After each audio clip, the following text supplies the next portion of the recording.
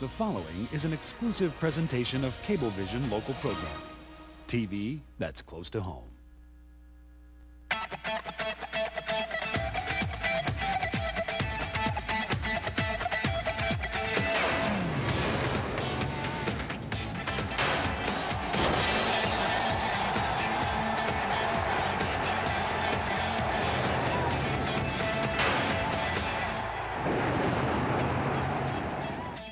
It's game day on Cablevision Sports from Hofstra Stadium. It's a boys lacrosse showdown. The 2002 Class C Long Island Championship. The Shoreham Wading River Wildcats out of Suffolk County come in at 18-1. Out of Nassau County come the Cold Spring Harbor Seahawks, also at 18-1. Only one team will call themselves a Long Island champ. Well, good to see everybody. Jimmy Cavallo, our entire Cablevision Sports gang, and welcome to the 2002 Boys Lacrosse Long Island Championships. 6 teams will come rolling through Hofstra. Only 3 of them will move on to the New York State Lacrosse semifinals. Only 3 will call themselves Long Island champs. Cold Spring Harbor out of Nassau County taking on Shoreham Wading River out of Suffolk County. 2 outstanding teams. I'm going to welcome in 2 of my game day analysts, 2 coaches that took on these respective teams in the season of 2002. All the way to my left in the black shirt is Doug Rigo, the 10-year skipper of the Island Tree Bulldogs. 9 of 10 years, Doug Rigo has taken the Bulldogs to the playoffs. And directly to my left, Bob McDevitt, the Mount Sinai Mustangs head coach in his first year. Bob McDevitt took the Mount Sinai Mustangs to the playoffs in the first year of the program's existence. Congratulations, Coach.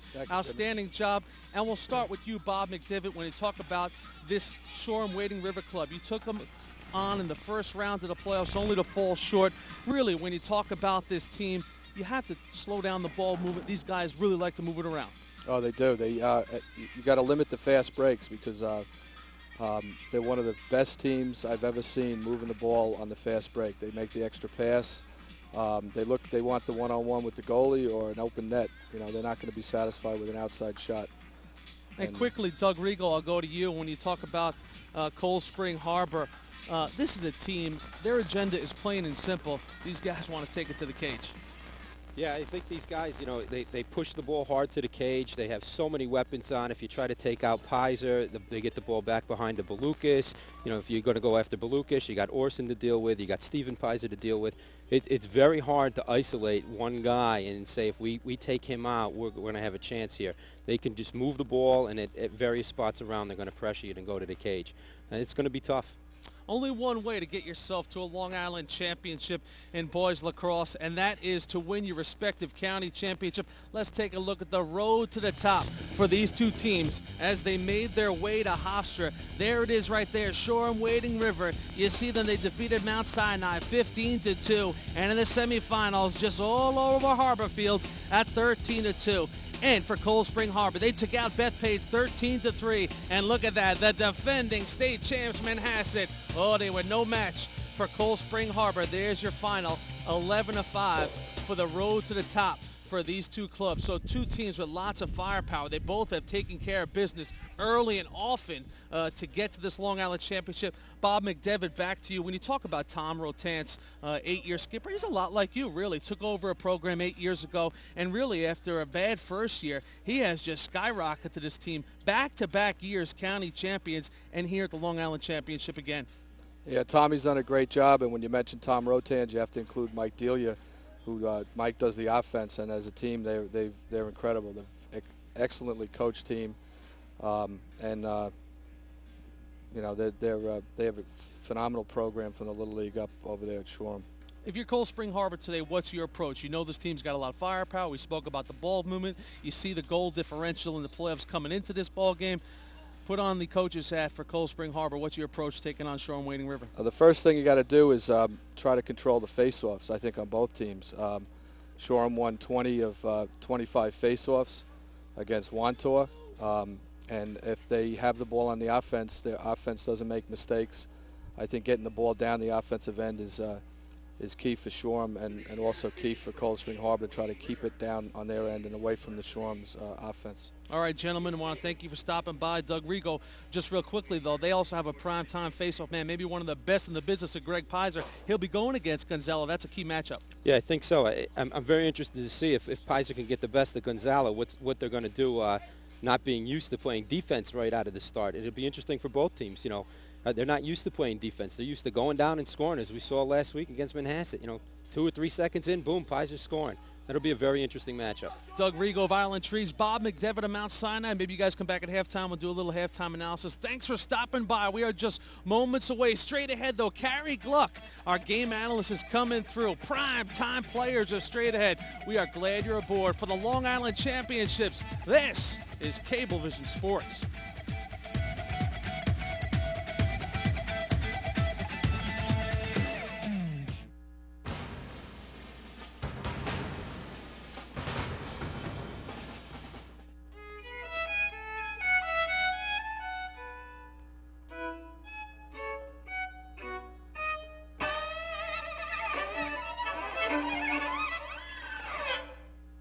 Adelph, I never feel lost in the crowd.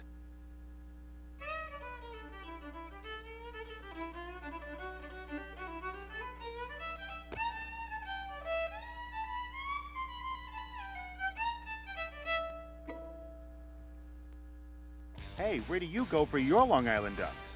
Hey, Woodbury, we get the Duck games on Cablevision Channel 70. Yay! If you can't get enough Long Island Ducks this season, then catch them on Cablevision Sports. Don't miss all the action when the Bridgeport Bluefish take on the Long Island Ducks, Friday, June 14th at 7. Live from Citibank Park. It's not just baseball, it's Atlantic League baseball. Brought to you locally by Marshes of Huntington Village. Only on Cablevision local programming. TV that's close to home. Back at Hofstra, there's the matchup for today, the Class 2 Boys Long Island Lacrosse Championship. Shoreham Wading River taking on Cold Spring Harbor, both teams at 18-1. Well, Carrie Gluck has been in the booth all year long in Cablevision Sports for our coverage of boys lacrosse. And, man, for a lacrosse analyst, this is his week, chock full of boys lacrosse games. Good to see you, Carrie Gluck, as always. And, really, this is an outstanding matchup. When you break it down, 2 teams that have never won a Long Island championship, so that adds some appeal for the Long Island lacrosse fan. 2 teams that are 18-1, 2 number 1 seeds. Something's got to give here. It doesn't get any better than that, Jimmy. We've got 2 great teams here in Shoreham and Cold Spring Harbor. Both these 2 teams have to be concerned with the firepower of one another. Offensively, they're both very strong teams. Shoreham is averaging almost 15 goals a game. Cold Spring Harbor is averaging about 12 goals a game. Defensively, both teams are tough. Cold Spring Harbor is averaging about 5 goals against.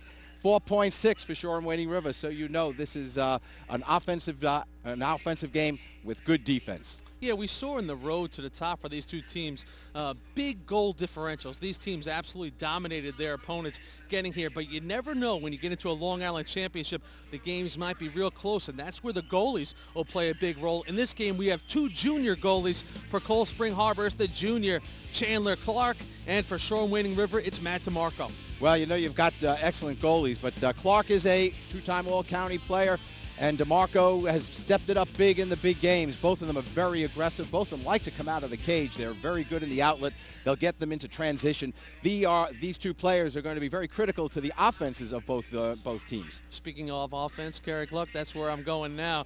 And if you're Shoreham Wading River, well, what do you ask of your all-time leading scorer when you come into a Long Island championship? You ask him to be that guy. And Liam Cerveni has been that 85 points in just 19 games in his senior year. Well, Liam Cerveni is the all-time leading scorer for Shoreham Wading River. He is also a 2-time All-County player. He is a great midfielder, goes to the cage. He is strong. He's got a great move on the dodge to the cage. He makes a great hard shot, one of the hardest shots around. So Liam Cerveni is definitely going to be a key man at the midfield for the Wildcats. 62 goals, 23 assists. There's the 85 points. He had 4 goals in their last one out against Harborfields. Liam Cerveni has been the man for Shoreham Wading River. When you talk about Cold Spring Harbor, one of the great names to go down in Seahawk history has got to be Greg Pizer, the senior midfielder, going to Johns Hopkins. This guy can just flat out do it all, Carrie. Well, what can you say about this young man, Greg Pizer? He may be the best and most highly recruited midfielder coming off of Long Island. Last year, he was the midfielder in Nassau County, and he just does everything, Jimmy. He is the man. He is the face-off artist. He has over 500 face-offs to his credit in his career. He's got a 90% face-off average this year, 80% plus over his 4 years or 5 years at Cold Spring Harbor. He's an All-American. He's strong. He's big, 6'2", 205. He's deceptively fast, and he is definitely going to be the man for Cold Spring Harbor. Trouble for the Wildcats if they cannot contain Greg Pizer. Carrie Gluck, you ready to rock and roll? We are ready. Lacrosse fans have been waiting for this day for, about 10 weeks now, since the beginning of the season back in March. Carrie Gluck will join Hal Sass and Keith Irizarry. We are just moments away from the Class C final. Cold Spring Harbor taking on Shoreham-Wading River. One of them is going to come out of Hofstra today with a Long Island champions. Come on back. It's the LAX Championships on Cablevision Sports. Every pitch, every swing, every catch. He's there. The game lives on ESPN and ESPN2. Sunday Night Baseball, the Wednesday doubleheader. Coverage that's going deep all season from the people who do it best. Major League Baseball on ESPN and ESPN2. Every pitch, every swing, every catch. Don't miss Major League Baseball on ESPN and ESPN2. Watch it on Cablevision.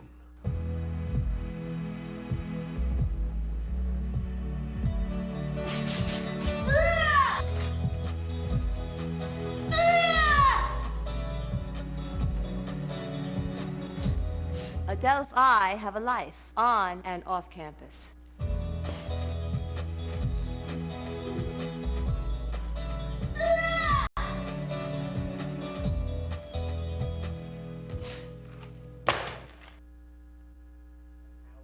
Today's championship game is being brought to you by Adelphi University.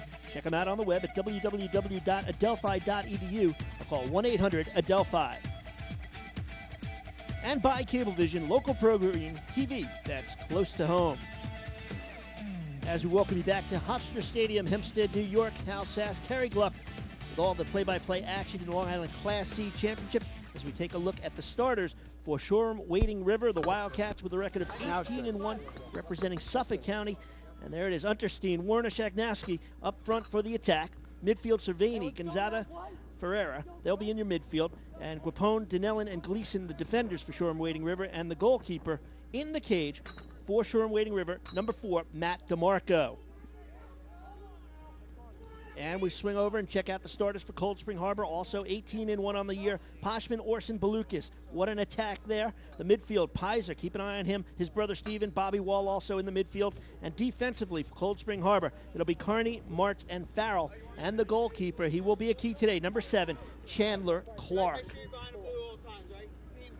Carrie Gluck has joined me, and Carrie, this is it right now. What's the emotion of the players as they get ready to face off, and what could be, for the seniors, their last game if they go home without a victory?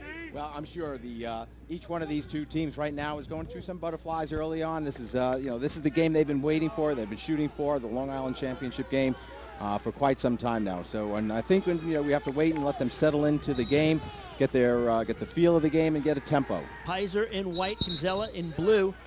And a violation on the faceoff. It'll go over to Shoreham-Wading River. And one of the keys here, Dennis Bond, the head coach for Cold Spring Harbor, says Greg Pizer can take over a game on the faceoffs. Scored 6 seconds into the Manhasset game. Basically took the opening faceoff and marched right down. Possession will be the key. Pizer getting it on the opening face. Well, no doubt about it. Greg Pizer is one of the best faceoff men in the country, no doubt. With 90% face-off average, you see him just take the ball there, go strong to the cage. He really controls the whole offense. What we see, Hal, and he is going to be very, very critical to Cold Spring Harbor's success today. The delay there, Dave Von Voigt, number 44 on defense for Shoreham-Wading River, broke the stick right in half as Pizer fell on it. So they reset the offense behind the cage. This is number 9, Joe Balukas. A lot of the names you'll hear today, you heard back in November on this football field as Cold Spring Harbor won the Long Island Class 4 championship. A lot of the same players. That shot knocked down neatly. Stephen Paiser with the shot. And a good start there for DeMarco. Get that first save under the belt early. Absolutely correct. And Paiser put it right at him. He didn't have to move very much with that. So DeMarco makes an easy save relatively early in the match. And that'll get him his feet wet as we are just closing in on the first minute of play. And now back on the offensive side of the ball. Shoreham, Wading River. That shot is blocked. But it is scooped back up by Chris Cook with 15 goals and 50 points on the season. Behind to Shaknowski. Now swing it behind the cage. Coming out in front and a goal. So just like that, it didn't take long. Lee Shaknowski, his 49th of the year, and it's 1-0 Shoreham. Well, Lee Shaknowski was just in an excellent position right on the crease. And when we have the drive around the cage, as you will see it in the replay, they're going to leave Shaknowski wide open. And here he comes. That's Mark Warner coming around the cage. Look at Shaknowski. Nobody to defend against him. He's one-on-one against Chandler Clark, and he made it look easy on that one. A minute 12 into the first period. Shoreham Wading River takes the 1-0 lead. And again, we go back to the face-offs here as Paiser will look to take control. Here's a kid with an 81% winning percentage on face-offs in his 5-year career, a 5-year starter for Cold Spring Harbor, but he's taken on this draw as Kinsella picks it up. Into the front, they go to Warner, brings it towards the middle of the cage, looks for a pick, and they reset the offense and put it in the hands of Liam Cervini. 62 goals on the season. Chris Unterstein, one of the 3 Untersteins on the club. Kevin, number 7. Mike, number 5. We'll hear them as well. And an offside call is spotted by our officials. The referee, Tom Bob. Bob Arabian is the umpire. Field judge, Jim Oliveri. And Don Backerney is the CBO. Well, that is a mental mistake. Talking to Dennis Bond before the game, Hal, that was one of the things he said, we got to stay out of the penalty box. They are very offensive-minded, is Shoreham. They're very potent on the offense. We can't afford to go man down, and that's just what they did early in the game, making a mental mistake. He said, we can handle the slashes. Those are physical problems, but we don't want to see mental errors, and that was one right there. Pat O'Neill, number 18. Over Shaknowski in the middle. Nice feed in front and a good stop there. Good shot by Ferreira, but it was Clark coming up with his first save. Well, it was a good shot by Ferreira, but he puts it right on the stick of Chandler Clark. So not a tough save for Chandler Clark, the all-county goaltender. Clark with the cheap clear, but it's scooped up by Shoreham Wading River as they move into the offensive zone. This is Cook. Gives it up on the far side. Over to Mark Warner. Warner can also fill the net. 22 goals this season. Penalty is over. Team's back at full strength. Working behind the cage, defenseman Chris Carney falls down. Number 12 gets back up, and it's over to Shaknowski as he will work one-on-one with Brian O'Connor behind the cage, looking to set the offense. Shaknowski, pass goes awry. Here's a battle at the midfield. Paiser comes to try to get it, cannot come up with it. Gleason kicks it forward, and it's Cook again for Shoreham Wading River, an all-county player. Well, there's the other critical factor in this game, ground balls, Hal. Right there, Shoreham Wading River right now is in control a little bit of the ground balls, and therefore they're keeping possession. This is what both coaches were concerned about, possession of the ball. And right now the game has been early in Shoreham Wading River's favor. Trying to come out from behind the cage, nothing there for Chris Unterstein. 47 goals. Ball on the floor, Arcadi kicks it over, and it's scooped up neatly by O'Connor and gives it to the goalkeeper Chandler for the clear. Chandler not afraid to come out of the cage there, Chandler Clark. Neither one of these two goalies are afraid to come out, Hal. They're both exciting goalkeepers to watch because they are aggressive. So now let's see the first real offensive set for Dennis Bond's Cold Spring Harbor Seahawks club. Averaging 12 goals a game, giving up about 5. Work it behind the net to John Orson. Up top, Stephen Paiser, the sophomore, with 21 goals. Looks to set up the offense as he'll be spotted by Matt Fratello. Paiser throws it behind the cage. A little tough time there for Balukas, but he's able to recover. Playing man-to-man. Balukas comes around, but he's tied up neatly by the defense. Double comes over from Cook, and he goes back to his position. Back up top to Pizer. 31 goals in the regular season, 7 in the playoffs. Gary, you can hear Cold Spring Harbor right now, Hal, as we take a look at what they're doing offensively, they like to go 1-4-1. They like to isolate up top, see if they get those midfielders with the shots. And there you saw the shot. That was taken by Cold Spring Harbor. Number 9, Joe Belucas, who came up top for that hard shot and made a save on it by Matt DeMarco. And there's a turnover right there as the pass from Cervini goes awry. And, you know, these coaches both talk about ball possession. Obviously, Stephen Pizer winning the faceoffs, getting the ball in the sticks of Cold Spring Harbor.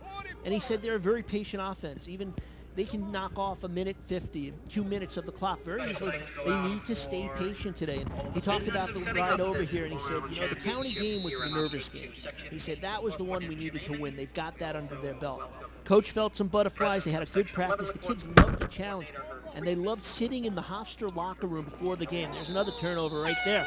Sloppy play. Sitting in the locker room at Hofstra and not having the small, cramped one on the far side of the field. And that the visiting team, Shoreham, has to go through, right? And they've endured that now 2 years in a row, as I understand it. And Comstock's been there for quite some time. But they've been a team, a creature of habits. They do things the same way. They say they're getting there at 2 o'clock on the schedule. They were here at 2 o'clock. And nothing has changed for this club. Dennis Bond's done a great job keeping this team intact all season long. Shaknowski comes out from behind. He shoots and scores. Lee Shaknowski, his second of the game, and it's 2-0. Shoreham. And Lee Shaknowski takes advantage of the mistake. First, the mistake on the turnover off the clear, and then you'll see the second mistake. Unfortunately, right there, the defender goes down. Shaknowski's not waiting around to see what happened. He's going right to the hoop, and he gets an easy layup, puts it down low on the goaltender, Chandler Clark. So 2-0 the score. Shoreham having their way early, being more aggressive than Cold Spring Harbor. 2 goals in the first 5 minutes, 24 seconds. Number 50 on the year for Shaknowski. Motion is called Pizer jump. And that's 2 face-offs of the 3 that John Kinsella has taken away from Pizer. Shoreham will go right back on the attack, leading 2-0. Number 6 is Ferreira. Now they work it behind the cage, swinging around to Shaknowski. Up top, very patient to Cervini. All-time leading scorer. Working the ball in front, pass goes through. It's picked up by Unterstein. Unterstein behind the cage. But the important part about that pass, not only did it go through, but Chris Cook, who was the intended recipient, Hal, was wide open. If that pass connects, Cook's got a great look at the cage. So a tough start for Cold Spring Harbor. Don't want to fall back anymore. That shot rattles off the pipe. Ferreira with the shot, just inches away from his 25th goal of the year. The ball goes out of bounds. It will go over to Cold Spring Harbor. And Dennis Bond has to be a little bit concerned right now because it's one thing to be patient, but right now they are having the play taken to them to the fullest extent. Absolutely. Right now, Shoreham Wading River is controlling the game, controlling the tempo, controlling the ball. The 3 things that Cold Spring Harbor's coach, Dennis Bond, did not want to have happen. Tom Rotan's coach of the Shoreham Wildcats now questioning that call. It was off the shot, and the official said it hit off the leg of the Shoreham player, and therefore it is a possession for Cold Spring Harbor. So Cold Spring Harbor, Chandler Clark out of the cage on the clear, gives it up to Matt Arcani, the junior. He'll carry it across midfield where he's met by Kevin Unterstein. Now they'll work behind the cage, number 15. On the far side, number 15 for Cold Spring Harbor, Taylor Poshman. Now they work it up top, very patient on this offensive set as Pizer. Gives it back over to Belucas. Cold Spring Harbor looking at a man-to-man defense right now. This is Gleason as he watches John Orson. Gleason staying with Orson, forces him back out, and they give it up to Pizer. Pizer will try to work one-on-one. Pizer to Belucas, handcuffs him with the pass. Loose ball, one of those urgent ground balls, off of Belucas, not able to save it, and the ball goes back over to Shoreham Wading River. Well, again, another unforced error for the Seahawks, and this is somewhat uncharacteristic of them. Perhaps, as I said earlier in the game, as we were just getting started, players might be a little bit nervous A little butterflies, but right now the Seahawks should be settling in because we are closing in on the end of the first period, Hal. Well, these Wildcats have only one loss, that an 8-7 defeat to Comsawag. They'll be playing in the Long Island Class B Championship against the Owls of Lynbrook. This is Cervini. Cervini being watched by Pizer. Sends it out up top to Ferrera. Over to Cook. They'll set it up, try to go back behind the cage and set up where Shaknowski. Shaknowski, same move that he did on his second goal. Now looks for the feeder. The shot bounces wide. That shot by Pat O'Neill. But they have backer support, and they retain possession. That was a hard left-handed shot taken by Shoreham. Again, they're doing a lot of 1-3-2 offense by the Wildcats. A lot of cutters in on the crease area. They work it behind the net. Ferrara being watched by Pizer. This will be a good matchup to keep our eye on tonight. Up top to Cook. Now Shaknowski.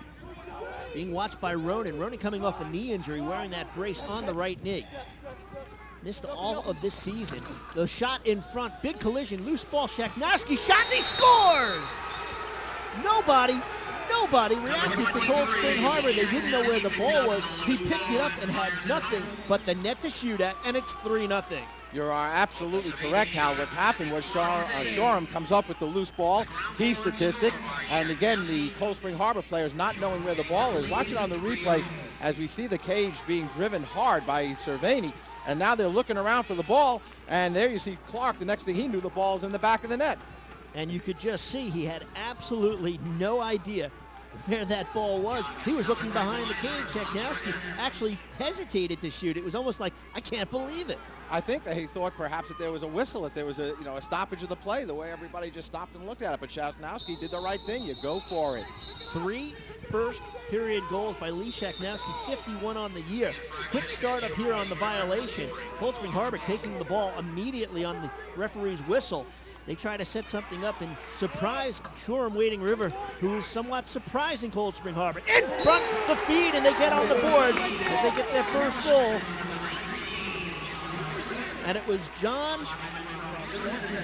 Orson with the feed to Caleb Poshman. And it's Poshman who picks up the goal, his third of the playoffs, his 18th of the season. Well, again, what happened there was just a loose ball. Cold Spring Harbor coming up with the loose ball, and as the defense slid to pick up the loose ball, one of the things you always want to tell your defense, stay in the hole. Stay in the hole. What happened there, Shoreham Wading River got sucked out of the hole, and that left Taylor Poshman wide open in front of the goal, and he was one-on-one with DeMarco. So quickly they answer. And that's a big goal right now. Maybe take a little bit of the pressure off of Cold Spring Harbor. It looks like they started out a little bit tight, being outshot 8-2 here in the first period with 3:05 to go. 3-1 ball game. Shoreham goes back on the attack. Give it up to Cook. Cook, a captain, an all-county player. For Tom Rotan's in his 8th year. Boy, you talk about taking over a program. This program only started back in 1994. They went 2-15. He took over his first year in 1995. They went 1-15. But the last 3-4 years, they've been spectacular. They've been 500 or better since 1997. Working behind the cage is Guapone. Forced back, sends it over to Chris Unterstein. Unterstein being watched by the long pole of Chris Carney. He's a senior defender. This will be a great matchup, Hal, watching Carney go against Unterstein. Unterstein is an All-American. Carney no less than an All-County player, but both of them are very big. Carney at 6'2", 205, and Unterstein at 6'2" and almost 200. Cook with a step on Pizer. That shot rattles off the inside of the post. I believe it hit the inside right post, the near side, and goes out of bounds. And we'll see how the officials rule it. It should be still off a shot. That was an excellent shot taken by Cook. He's sidearm right-handed. That hit the post. It's 2 pipes for Shoreham Wading River in this first quarter to go along with their 3 goals. This game could be, by just inches, a 5-1 game. Chandler Clark really under the gun here in the cage. Clark, an excellent athlete, 66% save percentage on the season. Started the year off rather slow at about 50%. Picked up his play during the year as that shot goes wide by Ferrara. 2 saves, 2 posts. so far today. Has Chandler allowed.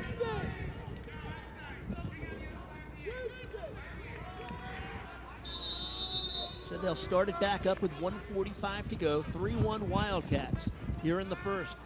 Long Island Class C Championship on the line from Hofstra Stadium. Cervini with a nice feed and the dunk inside to make it 4-1 as Ferreira buries it. Well, again, what we saw was Tony Ferrara just sitting on the crease, and that was Liam Cervini. He picks up the ball, and he'll come around and look to drive the cages. A couple of times he's done that. Now, here it is on the replay. Look at that nice dump onto the weak side, and there he is, Tony Ferrara.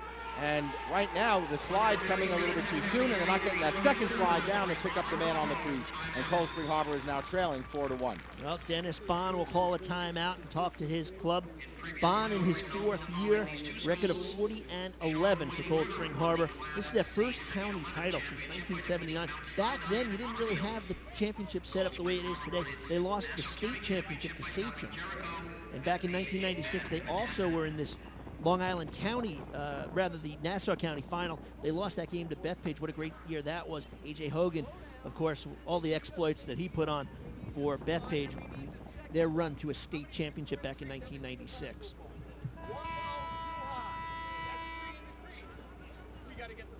So 1:37 to go. And I don't know, Kerry, these are two teams, neither team ever winning a championship, a Long Island title. Nerves could come into play. What was your feel talking to the players and coaching staffs down on the field before the game? Well, they really were very confident, and they both had a lot of good feelings about this game. Working on the sidelines with a lot of insight is Keith Irizarry. Keith, what do you got? When you take a look at both of these teams, they spoke about you normally speak about the offense of both of these teams, but a lot of the coaches around the Long Island, and especially these two coaches, Tom Rotans and Dennis Bond, wanted to talk a little about their defense as well. The defense is maybe a little bit untested. Both defenses, though, giving up around 5 goals, so 5.3 goals for the Seahawks and 4.3 for the Wildcats is what they deliver.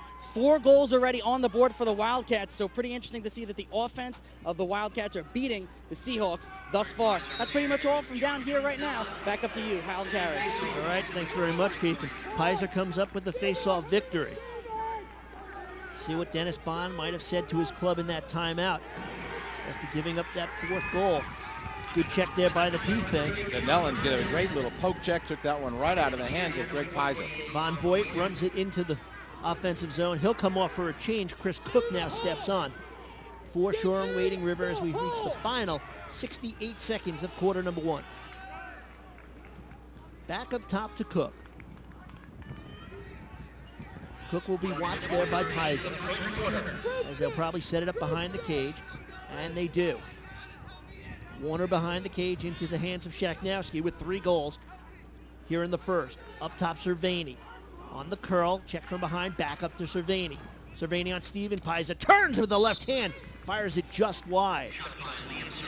Well, Liam has the hardest shot on the team.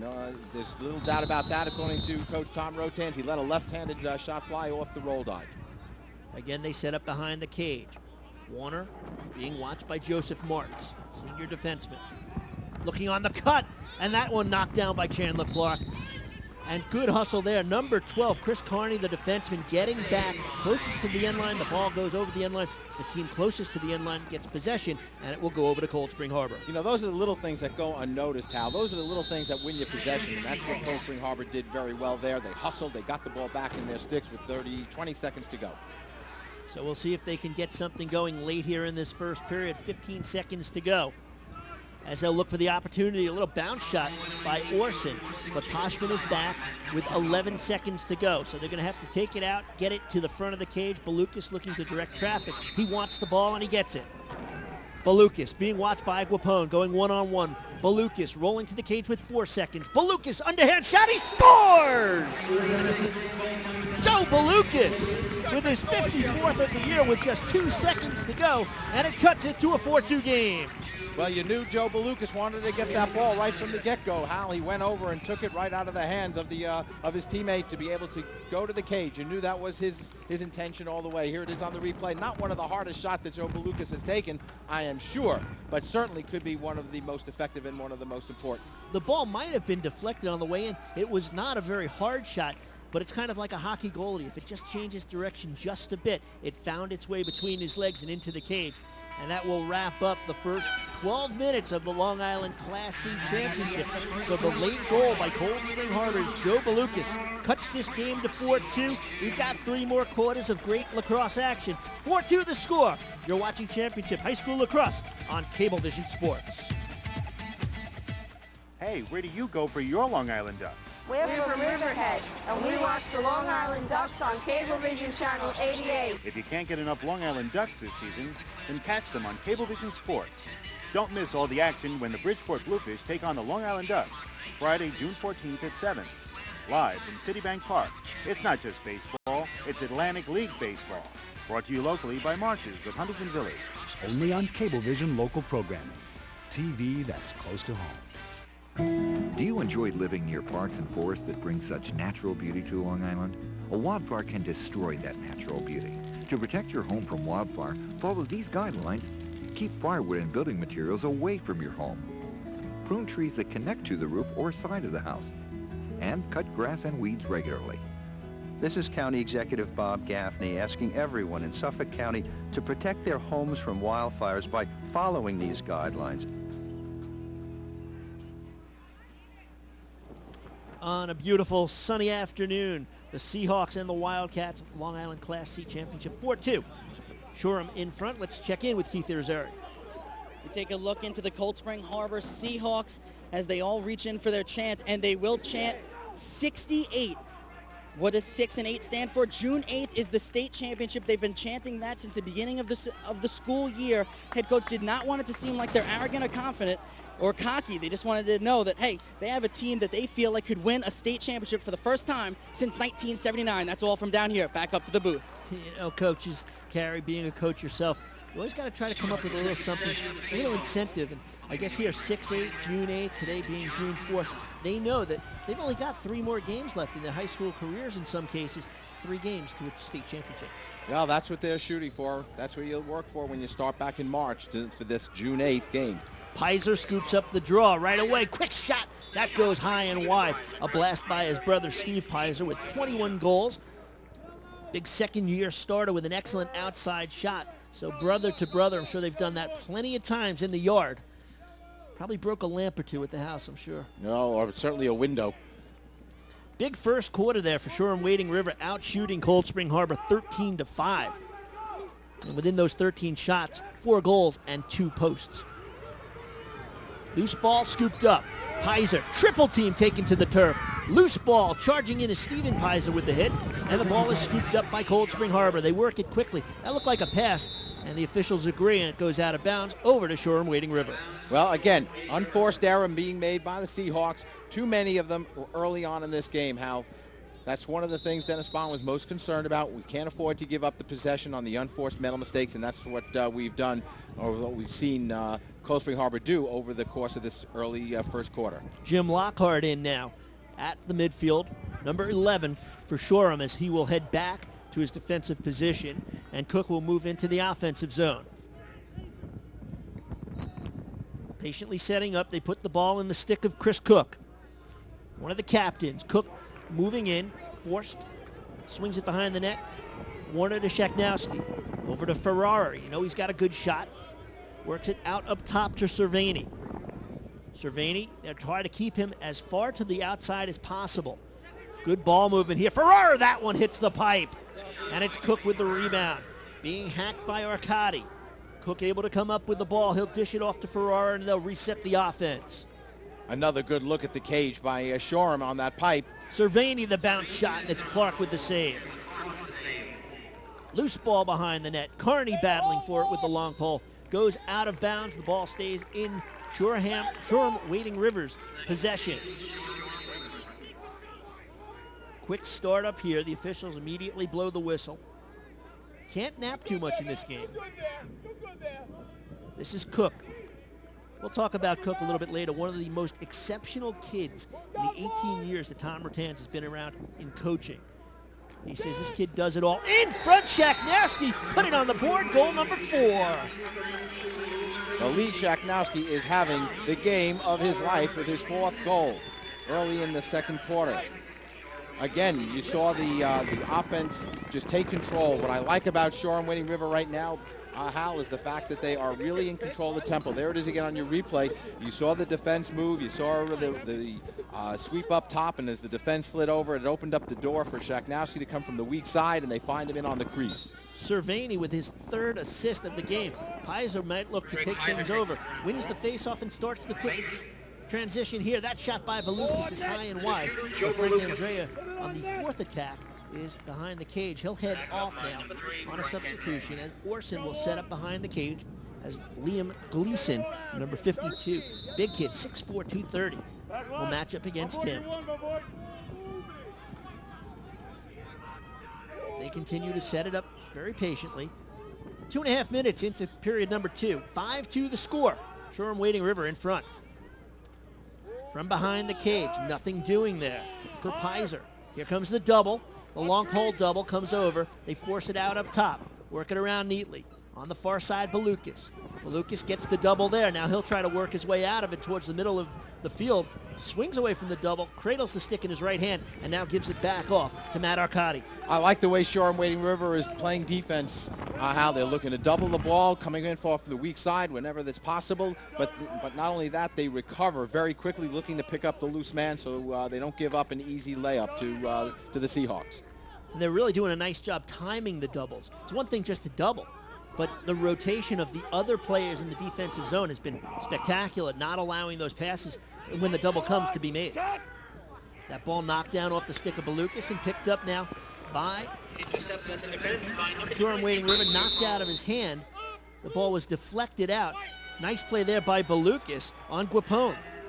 Absolutely, that was a very good play by Joe Balukas, and that's one of the reasons why he is an All-American and two-time All-County. And it's interesting that Guapone on the other side is a pretty big kid, only second year starting for Shoreham. Doesn't have that great speed, and that's why he had a little trouble getting the ball out of the defensive zone.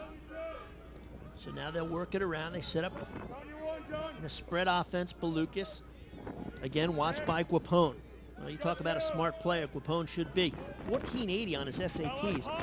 Not quick, but the kind of kid who plays the angles well and can make up for that lack of speed.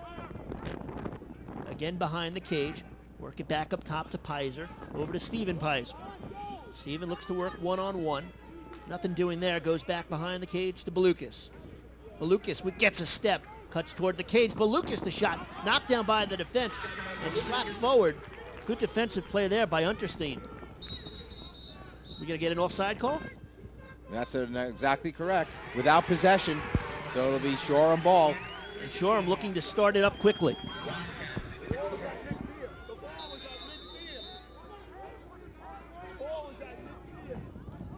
Unterstein gives it up to Cook. Unterstein, 47 goals on the year coming in. As he heads toward the cage, looks for the pass, deflected away. Warner dives for it, can't get it. Goes back over to Cold Spring Harbor. And Chris Cook would like to have that pass back because as he was doubled, that really opened up the lane for Unterstein. And the pass was just behind him and rolled out of bounds. So Clark will get involved on the clear. Got to watch his back there. He'll give it up to his defenseman, Chris Carney.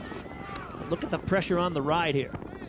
They have to just try to get the cheap clear. They do. And it comes into the hands of number 15, Poshman. Poshman in front, over to Orson, who scores! John Orson. Goal number 51, his 9th of the playoffs. Well, Poshman returned the favor. Orson gave him the assist earlier on, and Poshman scored. Now Poshman gives the assist, and Orson will score. And that really comes off of a fast break opportunity for Cold Spring Harbor. The defense was forced to slide, and as the defense slid, you found John Orson sitting on the doorstep, having a nice, easy go. There it is again on your replay. Poshman finds John Orson for the goal to bring them back within 2. And this time a violation. It'll go over to Cold Spring Harbor as Gonzala tries to cheat just a little bit. And this is something that they've got to be careful about right now. Tom Rotans, you've given up 1 goal. It's a 2-goal game. Don't want them to come right back and cut it to a goal. Steven Pizer working one-on-one. Nothing doing. Good defense there. Boy, cannot shake free from Mark Lundgren, the junior defender.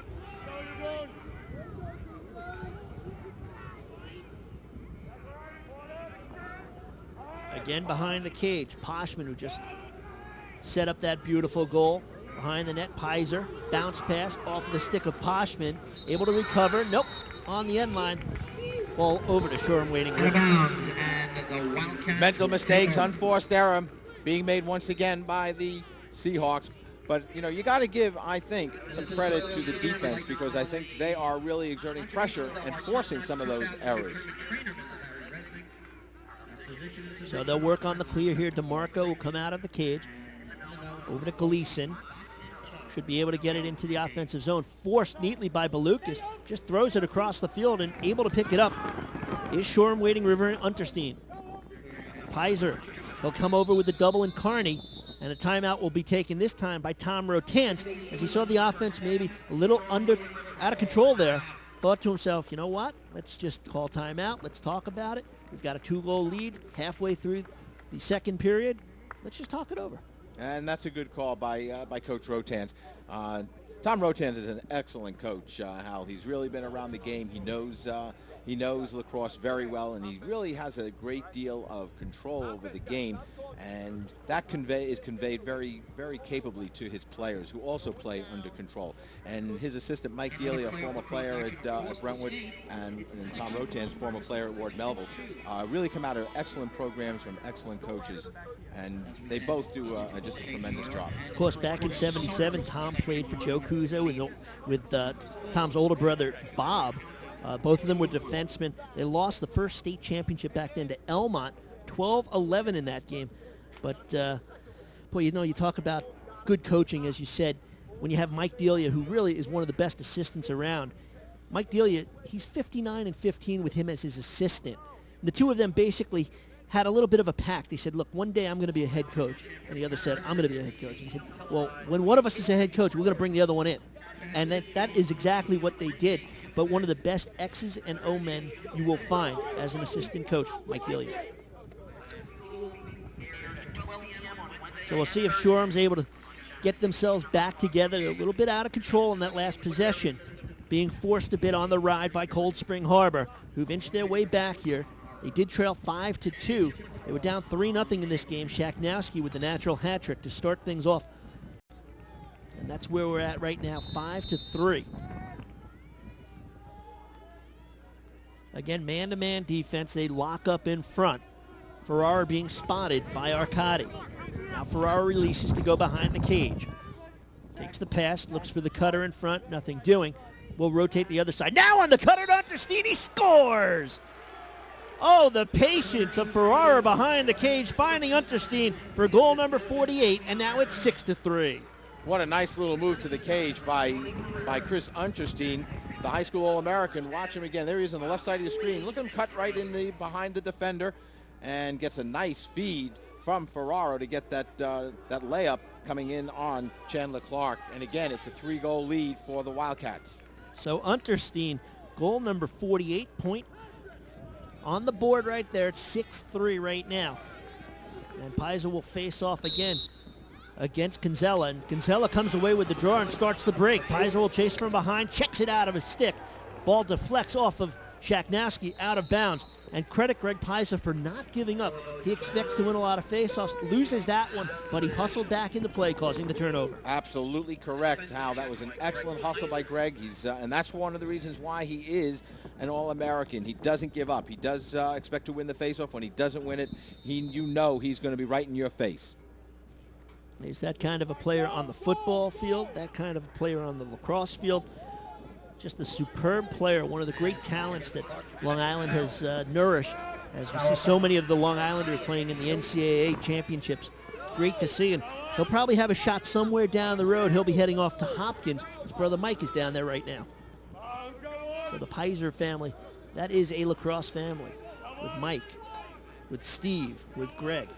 And Steve, only the sophomore, was an all-county player this year. He will be, I think, the heir apparent for Cold Spring Harbor, doing some facing off in the future for them.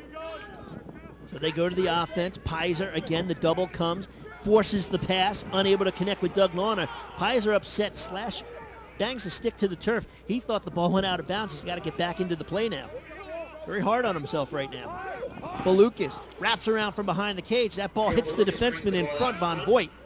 And it's able to be scooped up by Gleason. And he'll go for the cheap clear downfield. Race for the ball. Goaltender Clark will let it go. Unterstein can't catch up with it. Well, you know, it's the good players, you know, they just expect to excel. They expect to perform. Right now, Pizer, I don't think he's really on his game yet, but, you know, at any moment, he can just turn it around. Right now, it's a 3-goal game. Hey, this one's far from over with 4:40 to go in a second. Oh, absolutely, and you know that Greg Pizer can take control of the game at almost any time.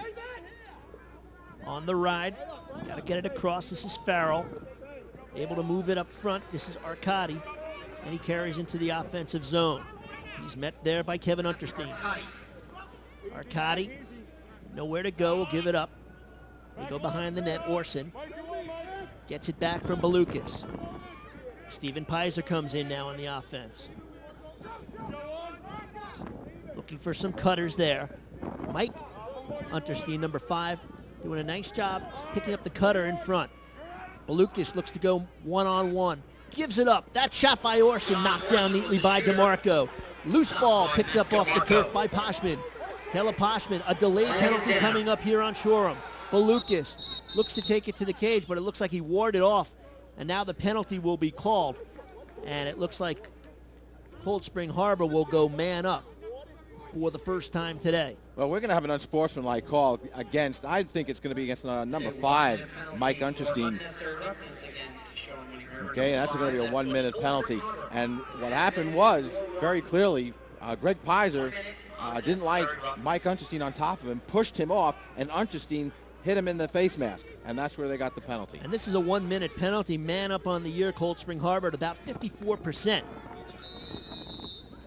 And of course, again, this is not the kind of penalty that Shoreham-Wading River coach Tom Rotans would like to see his team take. Do you think you'd like to see him take any kind of penalty? Well, not, you know, you don't want to take penalties, but some of them, you know, are going to happen. Slash calls are going to happen. Unsportsmanlike is a mental mistake. Right, exactly. You don't want that unsportsmanlike or unnecessary roughness. 20 seconds gone in the man-up advantage. Patience by Cold Spring Harbor. They want to make sure they can capitalize on this. Greg Pizer to Steven Pizer. The shot bounces wide. Boy, that was close there. Balukas had to turn around quickly, or the ball would have went over to the other side. Ferrara was matched up neatly against Balukas. Now, Balukas will put it in play. 35 seconds to go in the man-up advantage. They work it out front. Balukas on the cut, shoots and scores.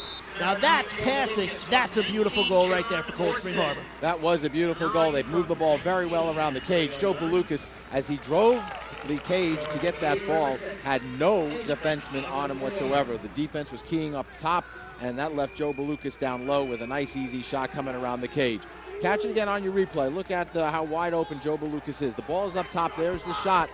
And a left-handed shot taken by Joe Balukas, 4-year starter, 2-time Empire State player, puts that one in the back of the cage. He was a midi his first 3 years. They moved him into that X position where he's really been a player. Dennis Bond was looking for somebody in that X position. And Gary, maybe you can explain what the X position is and how important it is as Pizer's shot goes wide. Well, the X position is exactly right directly behind the cage. And like a point guard in basketball, you have great vision from back there, provided, of course, you have your head up and you see your players. And you can direct the offense very easily from behind the cage. So Balukas, now with his club trailing by 2, following his 54th goal of the season, goes back to work, spins away on the defenseman, has a shot there. Nice stop by DeMarco, coming up big. Mark that save down. Mike Rapone got hung up on the net there, and that opened it up for Balukas. 6th save of the game for DeMarco, and that was a big one. Came up big against Wonton Comstock this season. In some of the big games, he's really a poised goaltender who's made great progress, started as a sophomore, and really game in, game out has done the job, and he needs to come up big, and he's come up big with 6 stops so far today. Well, now Liam Gleason goes to pick up Balukas. A better matchup physically with Leanne Gleason, the 6'4", 230 player against Balukas, 6'1", 205. You know, just like Ferrara when he scored back in the first quarter for Shoreham-Wading River, wanting the ball. And then Balukas, same thing. He wanted the ball at the end of the quarter. And now it looks like Balukas is looking to take charge here. He's really stepping it up in the second period. Here they've inverted Greg Pizer, taking him behind the cage. This pass, here comes Balukas. They almost double up. Back up top. That shot by Arcadi goes wide. Pizer back. 1:47 to go. 6-4 the score. It was 4-1, but with 2 seconds left in the first, Balukas scores his 54th of the year. Followed that up with his 55th here in the second to cut it to a 2-goal game. Pizer, double, triple team, and the ball scooped up and given back to the goalkeeper. Knocked away here. Orson comes up with a bounce shot, goes just wide. Well, DeMarco made a big mistake, and they bit the bullet on that one. Cold Spring Harbor should have capitalized on that mistake by DeMarco. On the clear, he throws it into the stick of the rider. Cold Spring Harbor had an excellent opportunity to bring it within one. You know, Kerry, you got to like the way DeMarco wanted to start the offense, but need to be a little more patient with traffic in front. That pass hitting the stick. Lucky that that shot went wide. And on top of that, at least Shoreham-Wading River able to have a backer back there to get possession as we hit the final minute 15 of this first half. 6-4 the score. On the pass, Unterstein looking for a second of the game. That bounce shot goes wide as Unterstein had the cut. And he had to look at the cage. He'd like to have that shot back, because Chris Unterstein doesn't usually miss that shot. He was wide open. Down to a minute 5. Unterstein sets up behind the cage, being watched by Ronan. Over to Warner. Ferrara to Cook. Everybody touching the ball on the offense. Cervini. Now they've opened up their offense right now. It appears into a wide 2-2 or circle offense. Take away a little bit of the backup. Shaknowski, you hear everybody talking on the field, everybody saying who's got who as we hit the final 35 seconds of half number 1. Almost looks like they're holding for one. Yep, you're absolutely correct. That's that wide circle offense will do. Cervini to Cook, down to 25 seconds. Held the ball for about 40 seconds so far. We'll see if they start the offense now as we're in the final 18. Back behind the cage, Shaknowski. With 4 goals today, gets doubled up, and the ball is taken away by Farrell in the final 9. And a timeout is taken by Dennis Bond as they want to set something up here in the final 8 seconds. So they really weathered their storm. Shoreham had the ball in possession for almost a minute in the offensive attack zone. Didn't get a good shot. Now it's a chance for Cold Spring Harbor, maybe do what they did back in quarter number 1, score in the final 10 seconds. Well, Shoreham didn't get any shot in that last minute, and they really took a lot of time off the clock, which I think was okay for Tom Rotans. That is not a problem. The problem is, of course, at this point, is that they gave the ball up to Cold Spring Harbor, and we'll give them the opportunity now to see what they can do with 8 seconds. They have so many options with in the last few moments with Balukas, with Pizer with the ball. As you take a look at the Cold Spring Harbor team and the last championship that this team has won, and back in 1979, none of these guys were around back in 79. Hal, how does that make you feel? I don't think I was around in 79. Maybe. I have to check that. Boy, our crew just getting all the information, you know? We don't leave any turn unturned. Any turn unturned? How about any stone unturned? That was easy for you to say. All right, now Dennis Bond talking to the team. See what they can do in this final couple of seconds here. 8 seconds to go. And this would be such an emotional boost right here. I think they've got to be happy only trailing by 2, if indeed it ends up this score. Shoreham-Wading River has outshot Cold Spring Harbor 20-17 here in the first half. And we'll see if they put the ball in the hands of Pizer and see if they let him run with it or get it in the hands of Balukas, because they're going to start in their own zone, so they've got to get downfield in a hurry.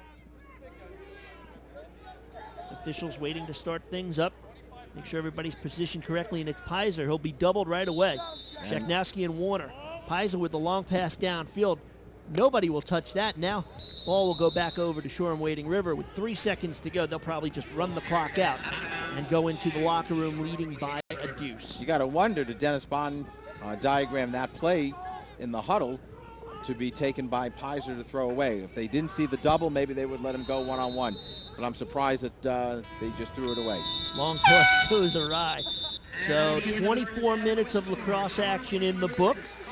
The Long Island Class C Championship. Been a pretty good first half. Shoreham Wading River jumped out early as Lee Shaknowski scores 3 in a row. But Cold Spring Harbor battles back, and they trail by 2. At the end of the half, standing down on the field is Keith Irizarry. Keith? Thanks very much. Here with Tom Rotans. First off, the big name was Greg Pizer. Do you feel like you neutralized him? Face it off, we're pretty pleased. John Gonzalez doing a nice job, and then we got John Donnellan on the wing, who's been covering most of the game. So we're pleased, keeping him kind of in check. You can't keep him always, but we're pretty pleased so far. A nice quick start for your team. You got out to a nice lead early on. You're leading by 2 right now. You've outshot your opponents as well as 5 posts, though. Talk a little about your offensive output today. They're not playing nervous, which is good. You know, I think they're out there. They're working hard. They're just getting a couple of bad breaks on the inside shots, but hopefully we can capitalize the second half. Coach, thank you very much. Good luck in the second half. Head coach Tom Rotans leads 6-4 right now. We go back up to the booth. All right, Keith. You know, Tom Rotan's happy with the way things are going. Going to go back to the locker room, talk to his club, because he knows he's just 24 minutes away from a Long Island championship. Much more to come from Hofstra. Jimmy Cavallo in the halftime report. 6-4 the score. Shoreham out in front.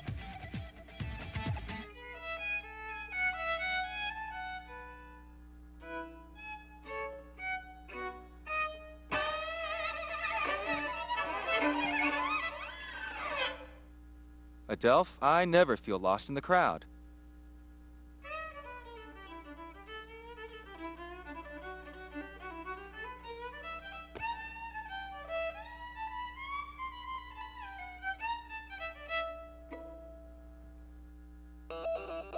If you play hard and you've played to the best of your ability and you still get beat, life will go on. But don't cheat yourself, don't cheat your teammates by not preparing yourself and by not coming to play that game. If you do that, you've cheated yourself and your teammate. If you play hard and you lose, that's the game. That's life. Catch it on Cablevision local programming. TV that's close to home.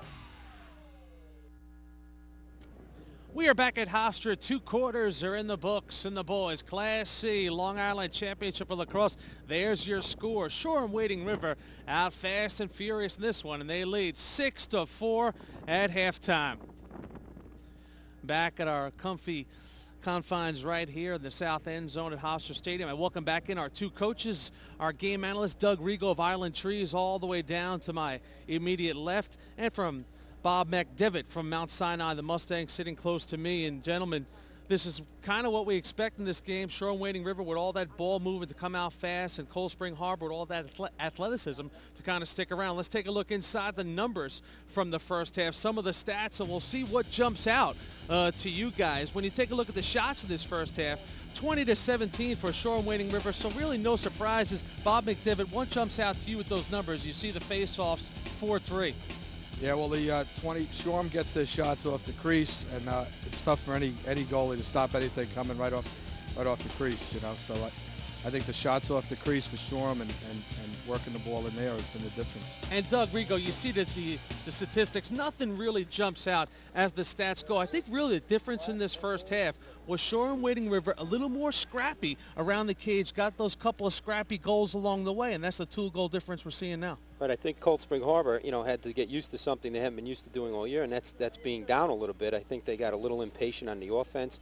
I think towards the end you saw them work the ball around a little bit more, and I think we'll see more of that in the second half. You know, the assistant coach, John Campbell, over there is probably working right now to get some more ball movement. They're doing a good job on Pizer. They're going to need to spread the ball around. And what a job they've done on Pizer, Bob McDevitt, when you talk about Pizer kind of sets the tone for this Cold Spring Harbor team. So Shoreham Wading River, only 24 minutes, still 2 quarters to go. Pizer has the ability to score 4 goals and assist on another 4 goals and a half. But so far, so good at defending Mr. Pizer. Yeah, John Donnellan, normally a closed defenseman, has come out to play long pole to lock on to Pizer, and that's been a big key for them. That's the game plan.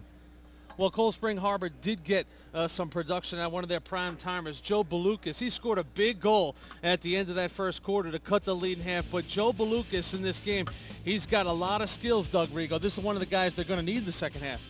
Right, they're going to have to do a better job of getting him the ball around. You know, you'll see him out there screaming for the ball when they're going to double Pizer. And I think if they can move the ball around to the back of the net, he's going to open things up for Orson and maybe Poshman to get the ball and take a couple shots. You know, you talk about the New Jersey Nets and the NBA having a deal with Shaq.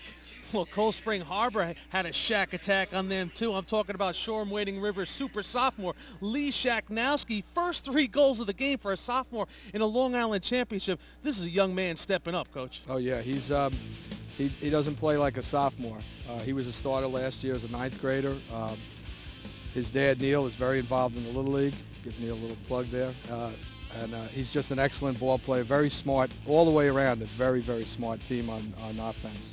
All around. Yeah, Lee Shaknowski, 4 goals in the first half for the sophomore, and that's where we stand at 6-4 in this ball game. So quickly, coaches, before we go 1 second to you, Doug Rigo, what do they got to do? Cold Spring Harbor still right in, only down 2 goals. Right, I think they got to settle down, do what they do best, move the ball around, you know, attack from the sides, use Belucas, Orson. I think you'll see a much more balanced attack in the second half. And for Shoreham Wading River, coach, you can't get too comfortable. Got a lot of athletes over there for the Seahawks. This is only a 2-goal game in lacrosse at halftime. It's still up for grabs. Right. Keep control of the ball, keep it away from Cold Spring Harbor, and keep looking to score off the crease, which is what they do best. Bob McDivitt, Doug Rigo, thanks for stopping by, guys. We got ourselves a whale of a lacrosse game right here in Class C. 6-4 is your score. Just 24 minutes to go. We'll come back. The third quarter is straight ahead. 2 teams shooting for a Class C Long Island championship. Only one will hoist the crown. The third quarter is straight ahead. Hal Sass and Carrie Gluck are bringing the noise. Come on back. This, my friends, is Cablevision Sports.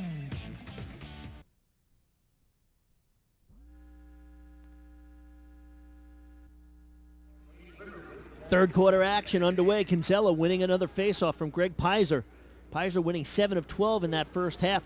Got to be happy if you're Tom Bertan's staying close, not being dominated on the faceoffs. And we see Shoreham Wading River go to work on offense, leading by 2, 6-4, Long Island Class C Championship. Al Sass, Carrie Gluck, Keith Irizarry, Jimmy Cavallo, our entire Cablevision Sports crew. Glad you're along for the ride on what will be an exciting week of lacrosse on Long Island.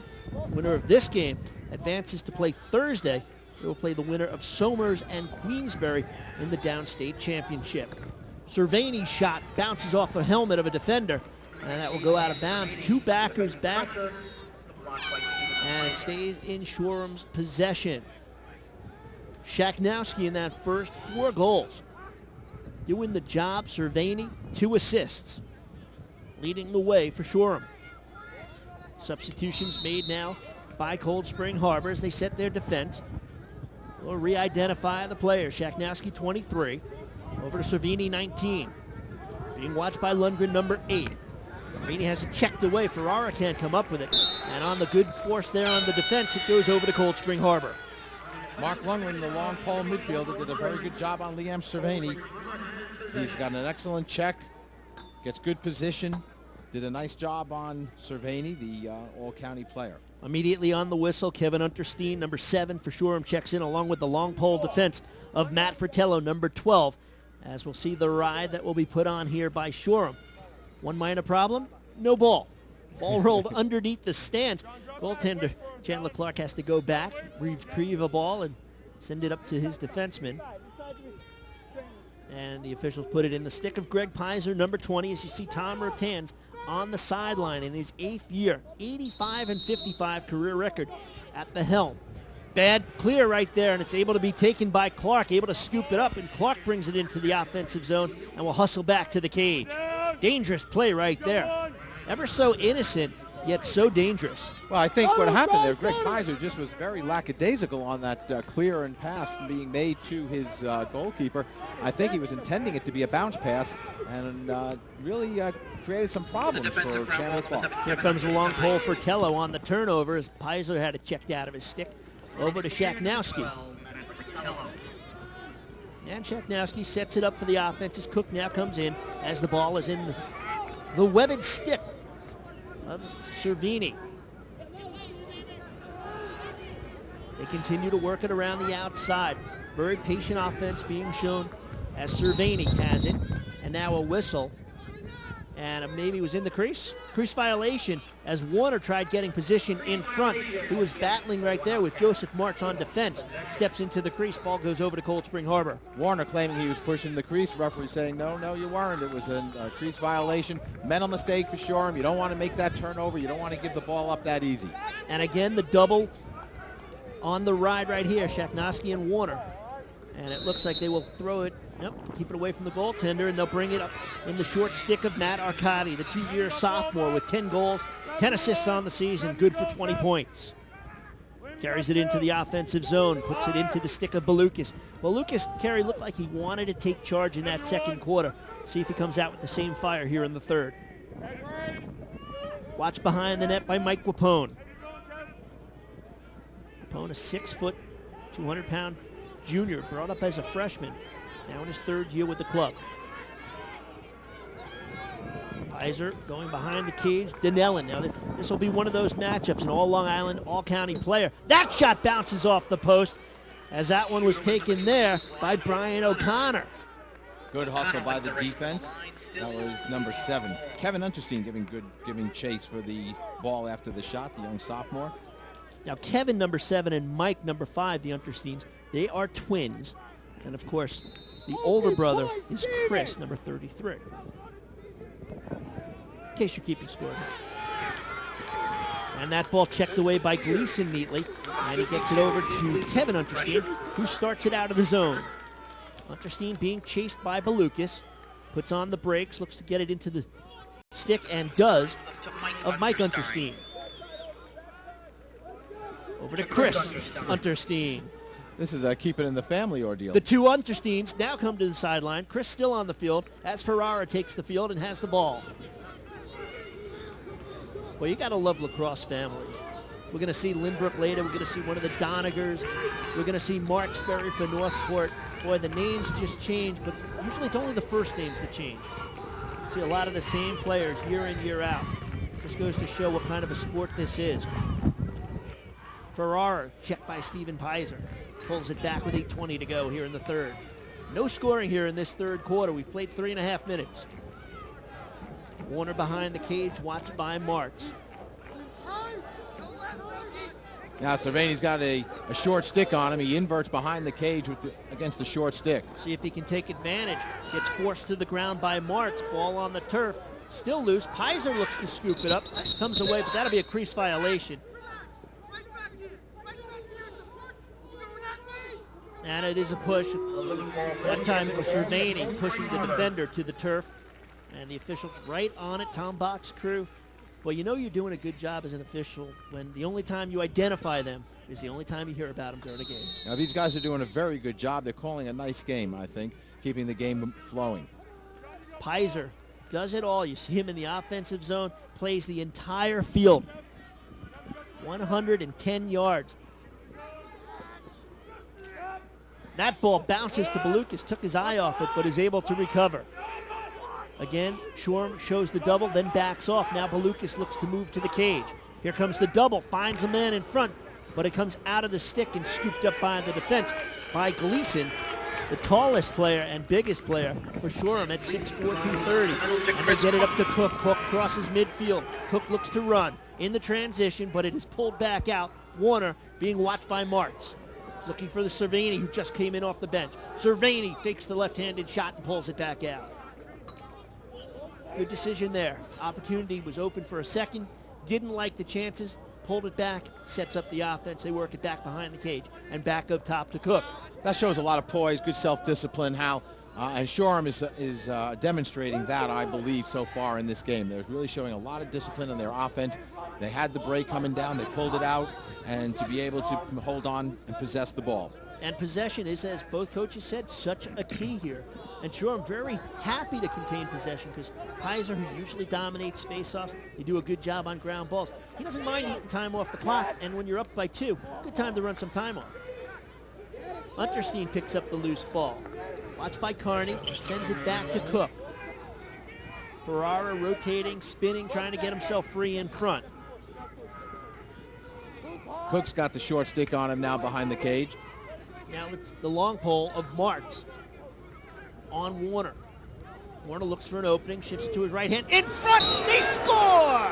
Shaknowski and a flag as Pizer with a late hit might get called for the penalty here. You're not might. He definitely will get hit for the late hit. They're going to call an unsportsmanlike conduct, unnecessary roughness. It's going to be an extra man situation and the goal for Shoreham-Wading River. And again, we saw the easy opportunity, getting the ball down low on the crease. Here it is again on your replay. Coming across, getting that cross cage feed. Shaknowski getting it from Warner. Warner driving the cage with the pole. Beats the pole. Finds Shaknowski on the weak side, and it's a layup. 4 goals for or 5 is that, for Shaknowski. And Warner with another assist. What a feed there. Now they go man up on top of that. 7-4. So you talk about a turnaround right here. From 6-4, they get the goal, they get the penalty. Could turn it into a 4-goal game very quickly. And not a face-off either, because it was a dead ball foul. So it automatically gives the ball over. That nullifies Pizer on the face-off, winning the ball for them. 5 goals for Shaknowski. He has the ball. 5:45 to go here in the third. Patient offense. Unterstein to Warner. They go behind the cage. Ferrara swings it over to Cook. In front. Ball loose. Scooped up neatly. Able to catch the ground ball is Shoreham. Chris Unterstein has it, resets the offense. Stephen Pizer still in the box. Warner to Cook, 20 yards out. Shaknowski, patient, surveying on the cut. Ferrari scores! Beautiful patience, beautiful pass play, and just like that, bang, bang, 8-4, Shoreham. Well, that 2-goal lead opened up to a 4-goal lead as a result of that penalty. Nice feed, Liam Cervini, he's out on the wing. Ferrara in the middle of the offense cuts down to the cage and gets a great feed from Cervini and gets a great look at the cage and puts that ball and buries it in the back of the cage. Here it is again on your replay. There's Cervini, and look at the cut by number 6 Tony Ferrara, the all-county midfielder. Cuts down, gets a great feed, and he's right in on the face of Chandler Clark. All of the Shoreham goals are coming in tight on Chandler Clark, and they are tough for him to have to defend against those. Here's another win for Shoreham on the faceoff. Second of the game, 26th of the season for Ferrara. And boy, you talk about the unsung heroes in a game like this, and Gonzella doing the job on the faceoffs. And I looked at Greg Pizer right before the start of that faceoff, kind of had his head down. I think he's in a little bit of disbelief right now, because this is a team that, when you really look at these two clubs, Dennis Bond said about Shoreham, this is the first team all year that can match our firepower, and they've come out with 8 goals on the board. We're only 4:39 to go here in the third. Loose ball push. It'll go over to Cold Spring Harbor, who needs to get something going. One of the things that is really good about the Shoreham team, and one of their strengths, Hal, is that they really have a great deal of team balance. They have 4 players with points over 60 points, and they have 2 with over 40 points. So you got 6 players who are really very capable of scoring. So balance is a definite attribute for the Wildcats. And defensively, they've been very solid as well. Von Voigt, Donnellan. I mean, we haven't even mentioned Donnellan too much. This is the all-Long Island 4-year starter. As that shot goes wide, as Orson wraps it around from behind the cage. Well, Donnellan has been doing a great job on Pizer. If you've been watching that matchup, he has been really playing Pizer very tough. Pizer's really been handling the ball a lot on dead balls, getting the ball off the restarts and face-offs. But once the ball is out of his stick, credit Donnellan, John Donnellan, the all-Long Island player, going to Quinnipiac for doing a great job defensively. And Pizer on the inbound, who's watching him? Donnellan. So Doug Lawner getting a little bit of time in the second midfield. Now for Cold Spring Harbor. Can't press too much yet. Still 15:50 to go in this game. 3:50 to go here in the third. 12 minutes in the fourth. Behind the cage, Balukas. Nice play. Donnellan with the check there as Pizer went for the cut. Pizer down to the turf. He'll get back up. Cold Spring Harbor again will get the ball behind the cage and the stick of Balukas. Good effort by Greg Pizer. He took that shot in a lot of traffic, put it just wide of the cage. Balukas looking to work one-on-one. Had 3 goals in the county championship against Manhasset. Lawner on the wing. Orson spins, trying to get away from Gleason and cannot. Put it back up top, Matt Arcadi. Arcadi goes one-on-one. Here comes the double. Donnellan, nice stop behind the cage to keep it in play by Poshman. Well, that would have been a turnover on Cold Spring Harbor. Balukas. Here comes the double. 2.5, almost a third player comes over to force him. Now the pass to Balukas, handcuffs him again. Has to get over to the sideline to keep it in bounds. Able to do so, scoop it up, but checked out of his stick neatly by Unterstein. And great defensive play, puts the ball back in the hands of the Wildcats. Hey, I like the way that little Kevin Unterstein, the sophomore, 5'8", 130, he didn't hesitate taking on Balukas, the All-American at 6'1", 205. He did a great job checking that ball right out of his stick. He was on the sideline, and Unterstein, give credit to the young sophomore. He had a couple of great games against Mayapack and Comsawag, and Coach Rotan said, you know, those two games really boosted his confidence, and since then, he's just been playing some solid lacrosse. This is Unterstein. Chris on the rush. On the far side, they push it back out. That's interesting. See, here they didn't go to the cage. They waited, they hold it out now, see if they can get a good look or possess. Well, there's a pretty good look. Chaknowski stopped by Clark. Chandler Clark collects. That's a big stop right now. I think if you're Cold Spring Harbor, you've got to say to yourself, hey, we cannot put any other goals on the board against us right now. And our offense has to find a way. As that shot goes wide, rushing all the way down the field, Thomas Ronan. And he's really a story in himself. He's got that big brace on that right knee. Blew out his knee playing football against Island Trees in the last game of the regular season. Had the ACL surgery. In fact, Dennis Bond's wife, Elizabeth, she is a therapist at the Northport Physical Therapy Center. She rehabbed him back into shape. Really was the best mid on the team. He was one of the best runners before the injury, but he hasn't really gotten back to full strength. But pound for pound, Coach says, strongest player on the team.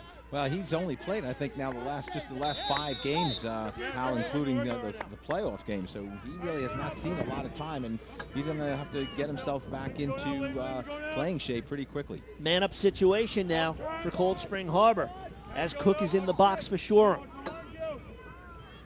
They will work it up top. Balukas to Pizer. Very patient. Over the far side, Greg Pizer. His shot sails high and wide. Pizer shooting from about 12 yards out as Balukas quarterbacks this man-up advantage for Cold Spring Harbor with 1:46 to go here in the third quarter. 8-4 the score. That shot again goes high and wide. DeMarco, who's been good in the cage so far today, really doing a nice job. But a lot of the Cold Spring Harbor shots, Hal, are not on cage. They're missing the cage with Balukas taking that shot, missing the cage, Pizer missing the cage, and your extra man, they've got to be able to put that shot on cage, make him have to make the save. Not only that, Kerry, most of the shots are coming from the outside with the exception of Balukas when he comes around on the wrap. That time, Pizer hits the post. Second post that they've hit in this quarter. And now on the transition, man down. Shoreham able to come up with it. Checked out of the stick neatly there. Patrick Farrell with the check. And now it looks like Cold Spring Harbor wants to run, but that ball spins away and out of the stick of Joseph Martz back over to shore, Wading River. What a series of events right there, and I thought the Cold Spring Harbor did a good job coming up with the ball after it hit off that pipe, and that was a great shot by number 1, Stephen Pizer, the young sophomore. But he hit that pipe, and that thing came all the way back to the Cold Spring Harbor half of the field. So now it's Cook who puts it back into play for Shoreham. Teams all even. Final minute of period number 3. Up top, Cervini. Cervini with 2 assists on the afternoon. Make it 3, assisting on Ferrara's last goal. Cook, being watched by Farrell. They go on the far side, it's back into Cook's hand. Gets a pick there. And they go back behind the cage. This is where Chaknowski likes to start playing from. Looks to take it out to Cervini. 30 seconds to go. Cervini being checked from behind by Lundgren, but I think we may get a flag here. Well, I think we're going to get a loose ball hold, and that'll be Shoreham ball again. So they're doing a good job. They're holding possession now for this minute. They're down to 23 seconds. I think you're going to see them hold for that one shot now. You're up 4. It's a pretty good idea to hold it here. Don't give them a shot to get back into this one at the end of the quarter. Those are such demoralizing goals to give up. They gave up one in quarter number 1 as we hit the final 10 seconds. Cook looking for Unterstein. Warner tries chasing it down with 5 seconds to go. They're just going to have to get it in front somehow. Nothing going on here as Unterstein retrieves behind the cage. That'll do it. 2 goals in that quarter. And it was Shaknowski, his 5th of the game at 5:58. Stephen Pizer taking the unsportsmanlike penalty. And Shoreham-Wading River capitalizing on that man up to score and make it 8-4. And that's where we stand as we head into the final 12 minutes. You're watching the Long Island Class C Championships. Shoreham-Wading River leading by 4 over Cold Spring Harbor.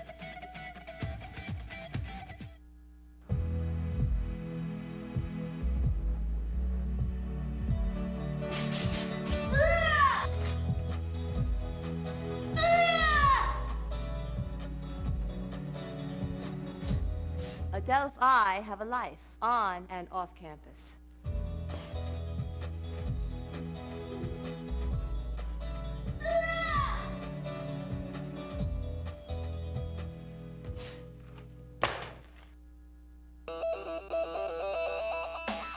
We were losing by a goal with 19 seconds to go in the second overtime period and ended up scoring the tying goal with 13 seconds and the winning goal with 6 seconds to go. So we scored 2 goals in 19 seconds to win a game which everyone thought was over. We didn't give up. We kept playing hard and ended up winning the game. Catch it on Cablevision local programming. TV that's close to home. Hofstra Stadium, Hempstead, New York. We get set to begin the 4th quarter in this Long Island Class C Championship. And Kerry Gluck, during that timeout, we were just talking up here in the booth at what has gone on, what has transpired on the field. Shaknowski, you know the guy can score. He's done the job. But you look at the score sheet, Greg Pizer struggling on the faceoffs, scoreless thus far. Well, you know, and you got to give a lot of credit. John Donnellan is doing an outstanding job. The All-Long Island, All-County player is doing a great job on Greg Pizer, keeping him away from the ball when it's not in his stick. And, you know, and that's a tough job. And then, you know, on the other side, you know, Belucas is going to get his points. He's got a couple tonight. But John Orson, the honorable mention All-American, you know, he hasn't stepped up in this game as yet. And I expect that an All-American is going to do that. Down to the sidelines we go. Keith Irizarry. It's a little bit of an interesting but also a sad story. On the backs of the helmets for Shoreham-Wading River, they have PH, and as you can see, Patrick Hoppy in attendance today, the son of legendary coach at Brentwood, Bob Hoppy, the grandson rather. Patrick Hoppy, just 12 years old, has suffered and has been battling with cancer over the last 2 years. He's gone through numerous surgeries. Well, the team captains for Shoreham-Wading River raised money and bought him numerous things like helmets and sticks. Patrick was also named an honorary captain at Southampton game in May. The player signed a ball for him, and I think this says it all about the team. Chris Cook, team captain, said, "I will never complain about another thing in my life." Back up to the booth. You know, Kerry, it's not just about a game, is it? Hey, this is the game of life. And these guys are really learning a big part of that.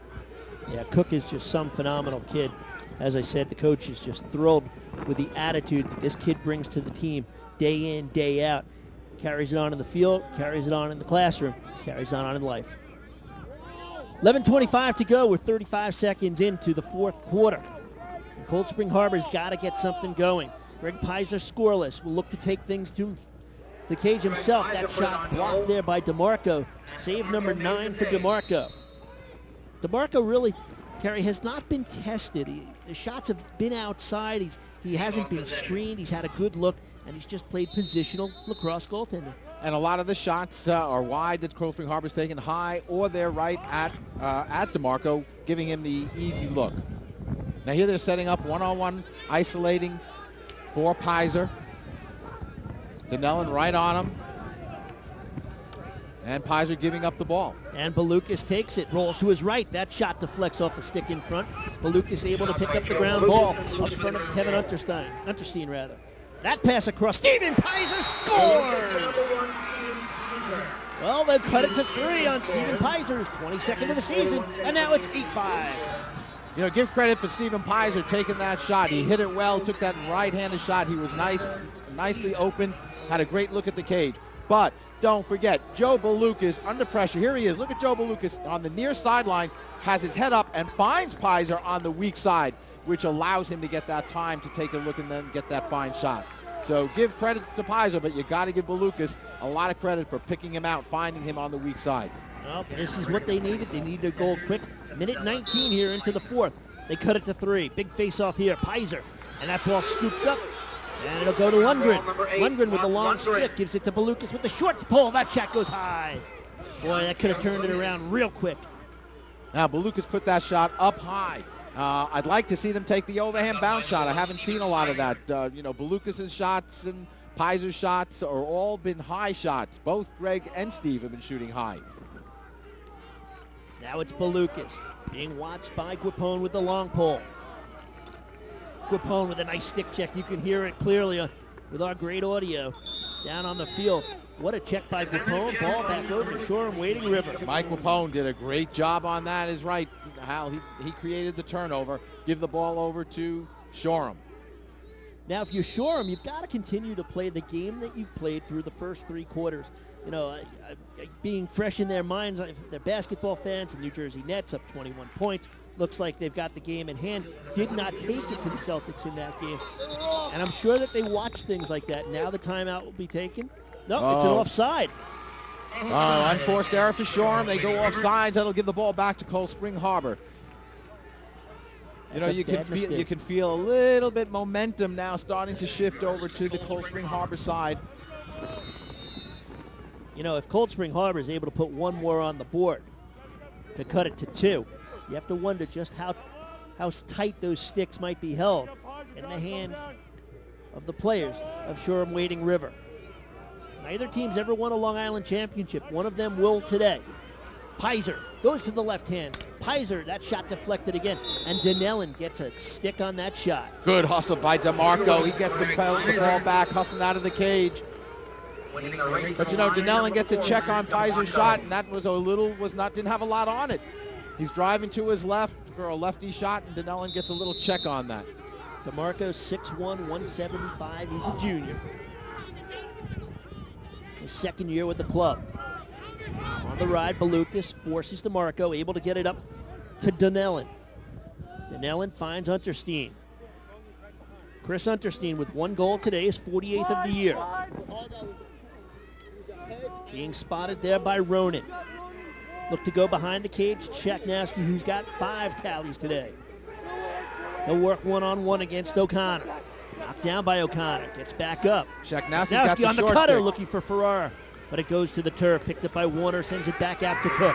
We got Shaknowski with the short stick behind the cage. I think you're going to see Shaknowski look to go to the cage anytime that happens. And he's being marked right now by the short stick.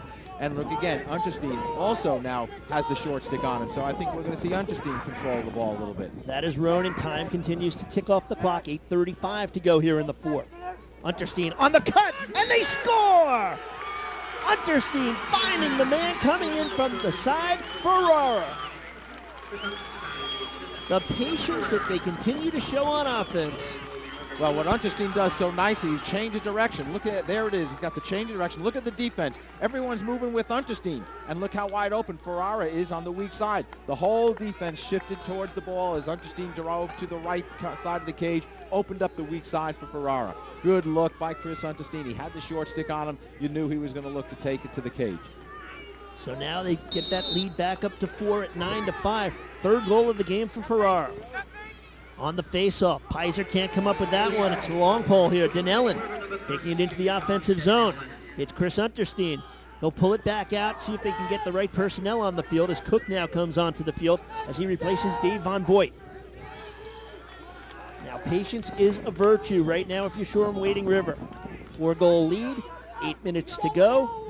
Possession. And now Cervini has the short stick on him. Again, Shoreham looking to go to the cage. Whenever their players have a short stick on them, they take them to X behind the cage, survey the situation, and see if they can attack. Actually, it's 18 Pat O'Neill, I believe, on the field. Nope, that is Cook. My mistake. 16, not an 18. They go behind the cage, bring it back out. Ferrara, 3 goals today, 27 on the season. Shaknowski over to Cervini. Cervini looks for the shot. That's deflected. And it goes out of bounds, and they do keep possession. Good play there as number 11, Joseph March, was trying to get to the ball to beat the defender, but a double screen set up, and the ball never touched anybody, and Shoreham gets possession again.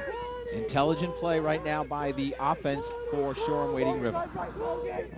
Hunter Steen to Cook. Playing man-on-man, Cook evades the first one. Cook to the cage, he scores! Where was the defense as Chris Cook goes to the cage and picks up his 16th goal of the season?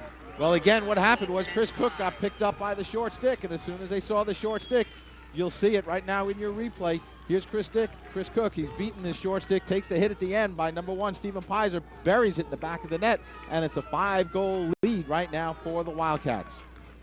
So Cold Spring Harbor had cut it to 6-4 on the goal by Balukas at 8:59 of the second quarter. But since then, Shoreham has run off 4 of the last 5 goals and now lead by 5. On the face-off, ball loose, still on the turf and picked up again by Shoreham. Another face-off victory as they get it to Warner. Man open in front, but Warner smartly pulls it back out as they get the right offensive unit on the field and put the ball in the stick of Liam Savini.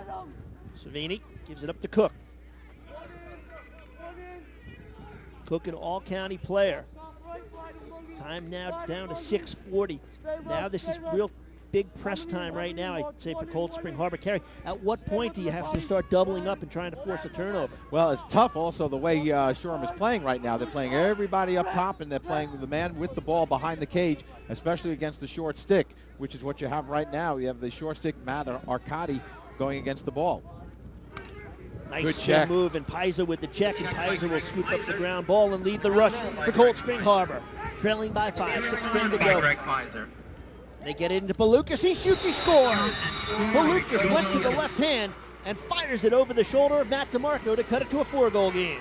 Well, that shot was a nicely placed shot by Joe Balukas. It was a fast break opportunity for Cold Spring Harbor as the ball was checked out of the stick by Pizer. He picks up the ball. Here it is, the left-handed shot, and he goes to the off-stick side. And that was a nicely placed shot by number 9, Joe Balukas.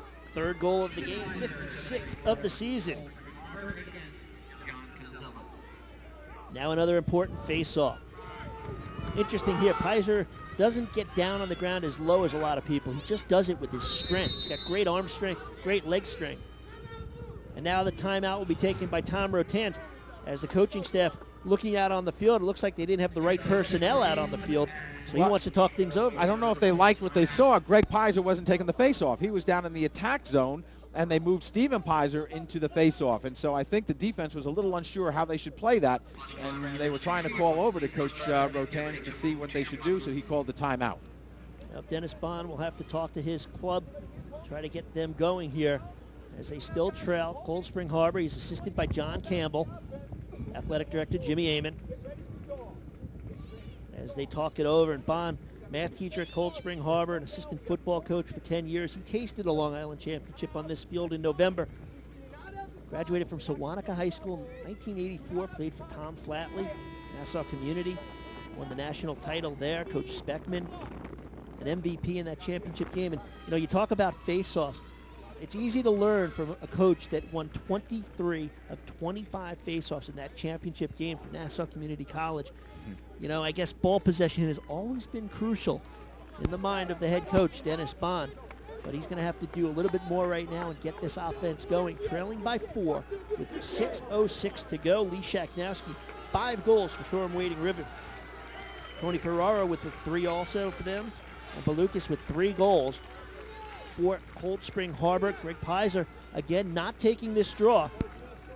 This is the Shoreham Wading River's second consecutive appearance in this Long Island Championship. And I was going to make that point earlier, how I think that's a big factor in the way the East Shoreham players are playing. They were here last year. They lost a tough game last year to Manhasset in the Long Island Championship. And that year of experience, I think, has helped them incredibly in this game. They say you have to have the bumps in the road before you can really appreciate what you've done. And this club, I think, has taken the experience of last year, and they were able to bring back a good crew from last year. And, you know, those kids, they know what it's like to play here. And, you know, everybody wants to get here. This is always the goal. Keith Irizarry reporting the chant of 6'8", 68, because they know this is what they want to do. This is where they're going to be. But you've got to work darn hard to get here. You know, in talking to Mike Delia before the game, Mike said, you know, I remember, Carrie, last year when we were here, you said that we were 1 year away, because we had a lot of juniors when you said we were 1 year away. He said, I think now we are ready and we are here. and they certainly are playing like they are ready. So now 5.5 to go. Still a 4-goal lead for Shoreham, who has possession. Got to continue to keep the play aggressive. Shaknowski gets away from Farrell. Will take it back behind the cage, cuts to the middle. Shaknowski scores! Takes the hit, his 6th goal of the game. Shaknowski slow to get up, but the defense expected him to go behind the cage. They overplayed him. He saw the opening, took it to the cage, scores goal number 6. And with 5:17 to go, it's now a 5-goal lead. Well, young Lee Shaknowski, the sophomore, just has the speed to beat Pat Farrell, the defender, at 6'2", 215. Here he is. He turns the corner, protects the stick nicely. See how he changed it? Puts it in his right hand, and now he's right in on Chandler Clark. Again, so many of the Wildcat goals are coming in close, right off the crease area against Chandler Clark. Looking at the other side of the coin, the goals that Cold Spring Harbor has had have all come from the outside. Very few in tight on Matt DeMarco. 6 goals today on 9 shots for Lee Shaknowski. Boy, came in with 38 goals right now. Just keeps piling up. Balukas on the cut. There's Orson with a goal. Nice speed there. Orson from Balukas, just like that. They get back on the board and cut it back to a 4-goal lead. Well, that was just a beautiful fast break opportunity by Cold Spring Harbor. You saw them come down into the fast break situation.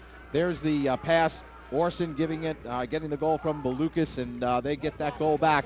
But nicely done. I like the way they came off the face-off. That's what they hadn't done all game. Pies are winning that face-off and getting them right into the fast break.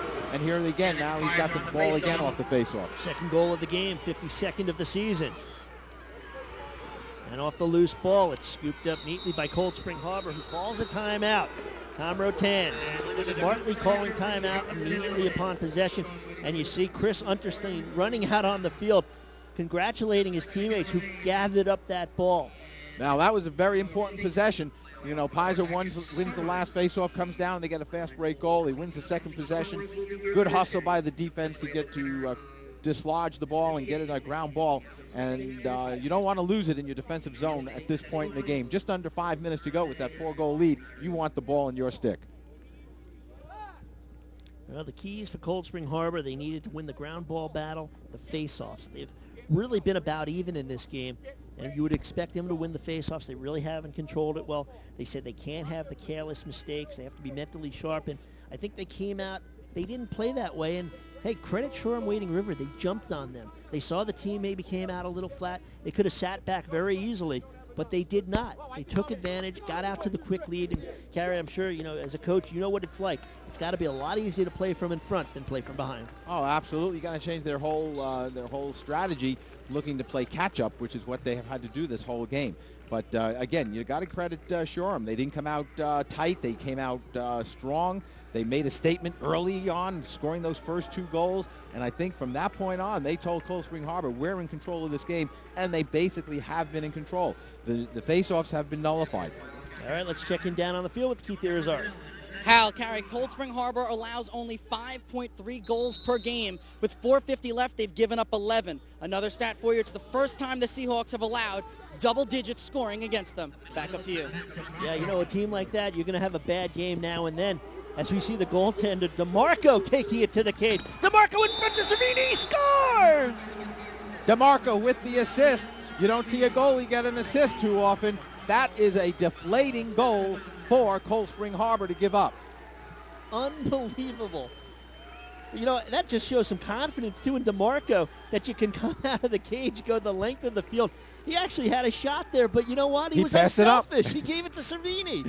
He says, I'll give it to the short stick. I'll tell you, though, we said earlier in the pregame that DeMarco likes to come out of the cage. He's exciting, and he gets him right into transition.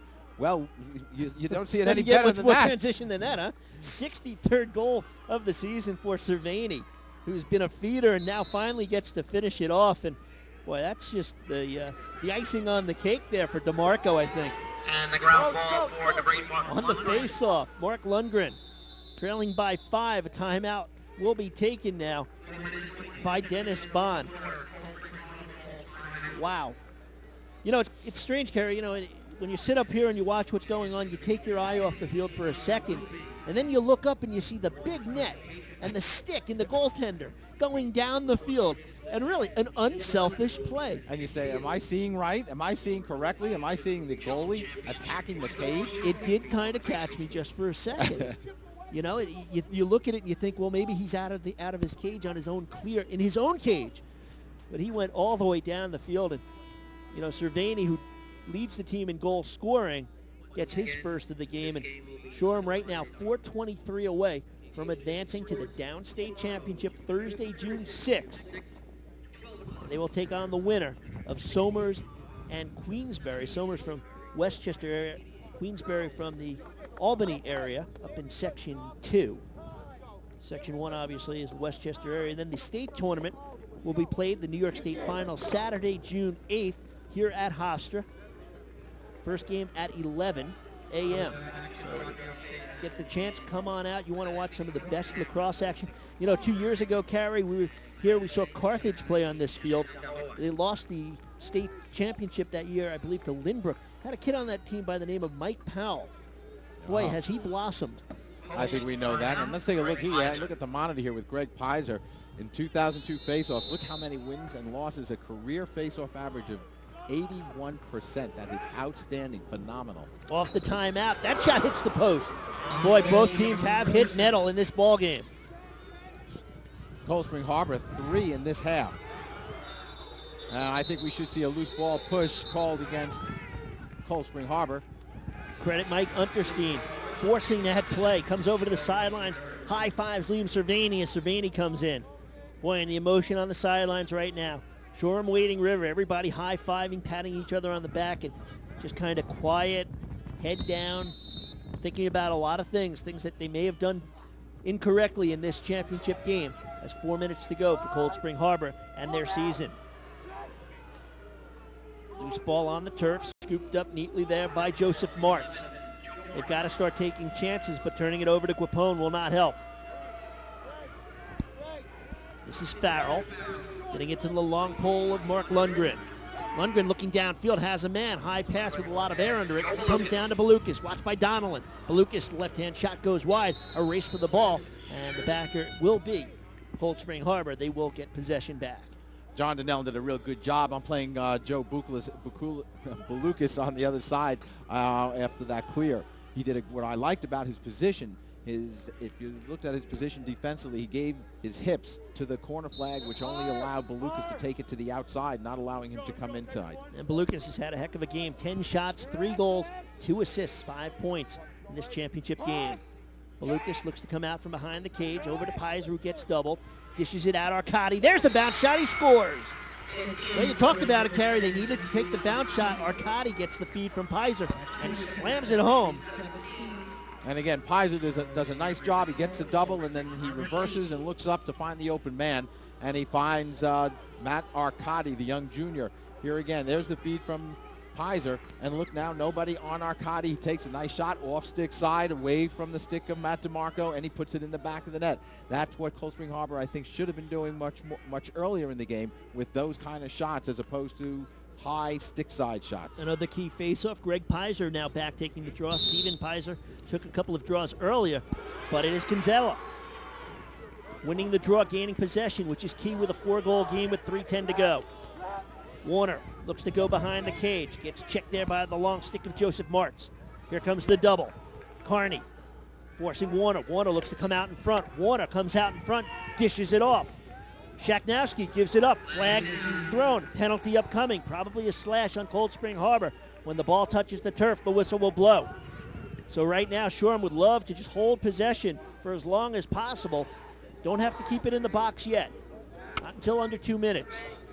Up top, Unterstein. There's a pass that goes past Warner, but with 2:35 to go, Shoreham Wading River leading by 4 will go man up. And it is a slash call. You are absolutely correct. Joe Martz getting called for the slash. That was the last thing that you want if you're Dennis Bond and the Seahawks, to put yourself man down for a minute with only 2.5 to go in this game. They've killed 75% man down on the season.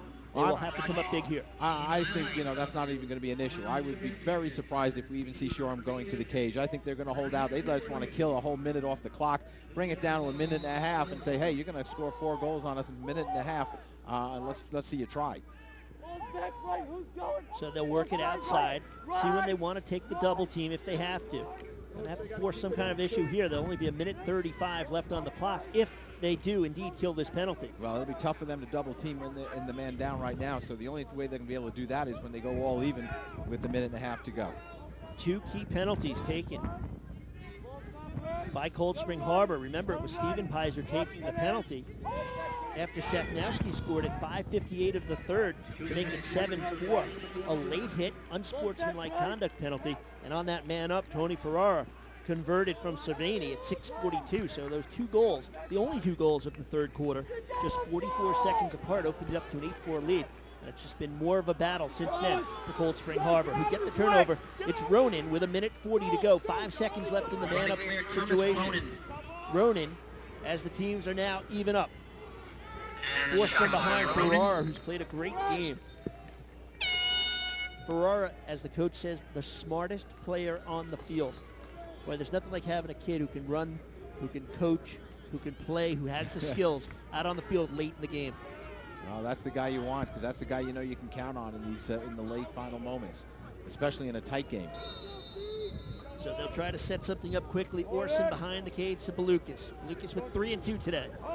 Balukas swings in front, wraparound shot, and now the battle for the loose ball, and it looks like Cold Spring Harbor's just going to get there. Boy, that was close. Good effort there, by Cold Spring Harbor. That's Mike Unterstein, the young sophomore, the twin. Great effort. You're absolutely correct. Forced the Cold Spring Harbor player to really hustle that end line. Down to 1:15. There's a shot again, carry up high. They've got a back for Matt Arcadi. Clock with 9 saves on the afternoon. High and on the stick side. So if you're going to put that ball up high and put it off stick, at least make that goal. You have to make his save to the off stick side. Balukas starts it up again. Watched by Guapone, who's played a quiet but solid game on defense for Shoreham. Pass knocked down by DeMarco. The pass went to come out front. DeMarco put the big paddle up and was able to intercept. Down to the final 55 seconds.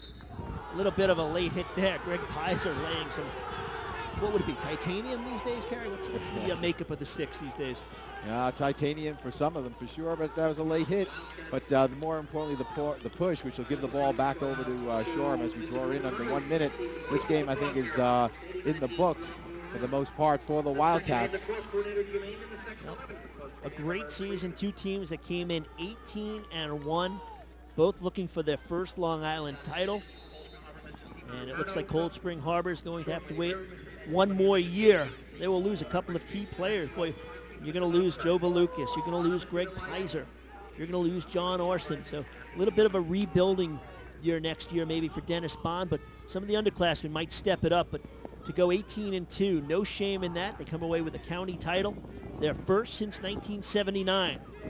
But all the accolades to Tom Rotans and the Shoreham Wading River Club, a flag thrown. When the ball hits the turf, the whistle will blow. And Tom Rotans and Andy and Mike Delia, and the way the program has grown out in Shoreham, Paul Gansey, the JV coach from Levittown, an All-American at UMass, coaching the JV. And really the community has gotten behind it. Here's a school that only has 145 graduates, and they've got about 50 kids in the 3rd grade that are playing. So the program building up strength, and they're going to top it off today with the Long Island Championship. But the Long Island Championship will be done. 2 more obstacles ahead. Thursday, the Downstate Championship. Winning breeds success, and it breeds the support of the underclassmen, and that's so important. Back out front, that gets by Pizer in the final 10 seconds, and they are whooping it up on the sidelines, ready to pounce on the field in 9 seconds. That pass tells you how the game went for Cold Spring Harbor. Extra man throwing the ball away. And yes, you are correct. Shoreham already starting to celebrate on the side. And watching on the sideline, you're jumping up and down. You got to watch the young guy. That's the little guy on the sideline. Tom Rotan's son, jumping up and down also, and today's his birthday. What a way for him to celebrate, and happy 9th birthday to Tommy Rotans. 2 seconds. 1. Shoreham Wading River. The Wildcats capture their first Long Island Class C championship by the score of 12-8. Let the celebration begin. Class C, the Shoreham Wading River Wildcats. And Tom Rotans getting congratulations on the sidelines. Boy, what an emotional time for Shoreham Wading River to celebrate this championship, led by Lee Shaknowski, 6 goals as they improved to 19-1. And Carrie, you know, as big of a celebration as it was, look how quickly they formed the line to shake hands. I think, you know what, enjoy it. Shake hands, enjoy it a little bit more, but there's still work to be done. That's right, and we'll enjoy it after we shake our hands as well. And it was a well-played game. I liked the way they approached this game. They were coached very well. Tommy Rotans and Mike Dealy did a great job in preparation for this game. Cold Spring Harbor had a great season. Very much to be proud of their accomplishments over the course of this year. And at the end of the line, Greg Pizer being consoled by Dennis Bond, the last player to shake hands on the sideline. But this one's in the book. One Long Island championship has been determined as the Shoreham Wading River Wildcats capture the Long Island Class C championship with a win over Cold Spring Harbor. The gazelephant, the platypussycat. The race to create such magnificent animal hybrids is extremely competitive. But ever since 2001, we've had a technological edge, a fiber optic communications network from LightPath. It allows us to share vast amounts of data with our research partners faster and more securely. And that's led to our greatest success, the golden retriever. Thank you, LightPath. If you play hard and you've played to the best of your ability and you still get beat, life will go on. But don't cheat yourself, don't cheat your teammates by not preparing yourself and by not coming to play that game. If you do that, you've cheated yourself and your teammates. If you play hard and you lose, that's the game, that's life. Catch it on Cablevision local programming, TV that's close to home. And welcome back to Hofstra Stadium. This one in the book, as Shoreham Wading River captures their first Long Island Class C championship, 12-8 over Cold Spring Harbor. Carrie Gluck and I up in the booth. We send it back down to Keith Irizarry and our player of the game. Lee Shaknowski, 6 goals on the game and part of a victory for Shoreham Wading River. You guys are the Long Island champions. First off, talk about how that feels. Feels great. I think it's been our goal to get back to this game and to win it. Feels great. Against Cold Spring Harbor, a team who has a good defense, you guys put up 12 goals. How were you able to pick apart their defense? Well, I think we went to a lot of the games and we scattered our defense. And Coach Delia is very good with creating offenses to break defenses, and that worked. As a whole, how would you describe your team? I think we're all very close. That allows us to play better. That's what I think. And you're just a sophomore. You're now a Long Island champion. What more is there for you? Not much more. I don't know. Maybe state champion would be nice. Well, good luck in the state championship. Lee Shaknowski, today's star of the game for Shoreham Wading River, who gets the victory. We go over to Jimmy Cavallo. All right, Keith, thanks a lot. Yes, sir, the Shack Attack, Lee Shaknowski. Ooh, tough act to follow. 6 goals in a Long Island championship. That is one for the ages. And for this club, Shoreham Wading River, what a difference a year makes. They walked off this field a year ago, only to lose to Manhasset in the Long Island championship. But give them credit. They fought their way back into this title game, and they brought the goods today. They were just flat out the better team. Every time it looked like Cold Spring Harbor might have a little spark to get back into this game, there was Shoreham Wading River scoring again, just extending that lead. Never let Cold Spring Harbor get back into this game. Shoreham Wading River's offense put so much pressure on Cold Spring Harbor's defense all day long. So congratulations to Tom Rotans and his staff. 8 years it took. But Shoreham Wading River is a Long Island champion in the year 2002, and now they go for the whole kit and caboodle. And I'm sure the scouting report on Shoreham Wading River will be if this team can score, they can score in bunches. Their leading scorer, only 1 goal today, but there was the Shack Attack, Lee Shaknowski, with 6 goals on the afternoon, and they did an outstanding job. 6-4 at the half. You think maybe Cold Spring Harbor is going to come out in the third quarter, get back into it? Well, Shoreham Wading River shut out Cold Spring Harbor in the third quarter, took the 8-4 lead, just really never looked back And it's their time now. The Wildcats are your 2002 Long Island champs. That'll wrap it up here for Class C. Like to remind all our friends, Cablevision Sports is, as always, brought to you by the good people at Delphi University. Check them out on the web at adelphi.edu or give them a call at 1-800-ADELPHI. And by Cablevision Local Programming. It's TV that's close to home. So for Hal Sass, Carrie Gluck, and Keith Irizarry, it's Wildcat time in Hofstra country.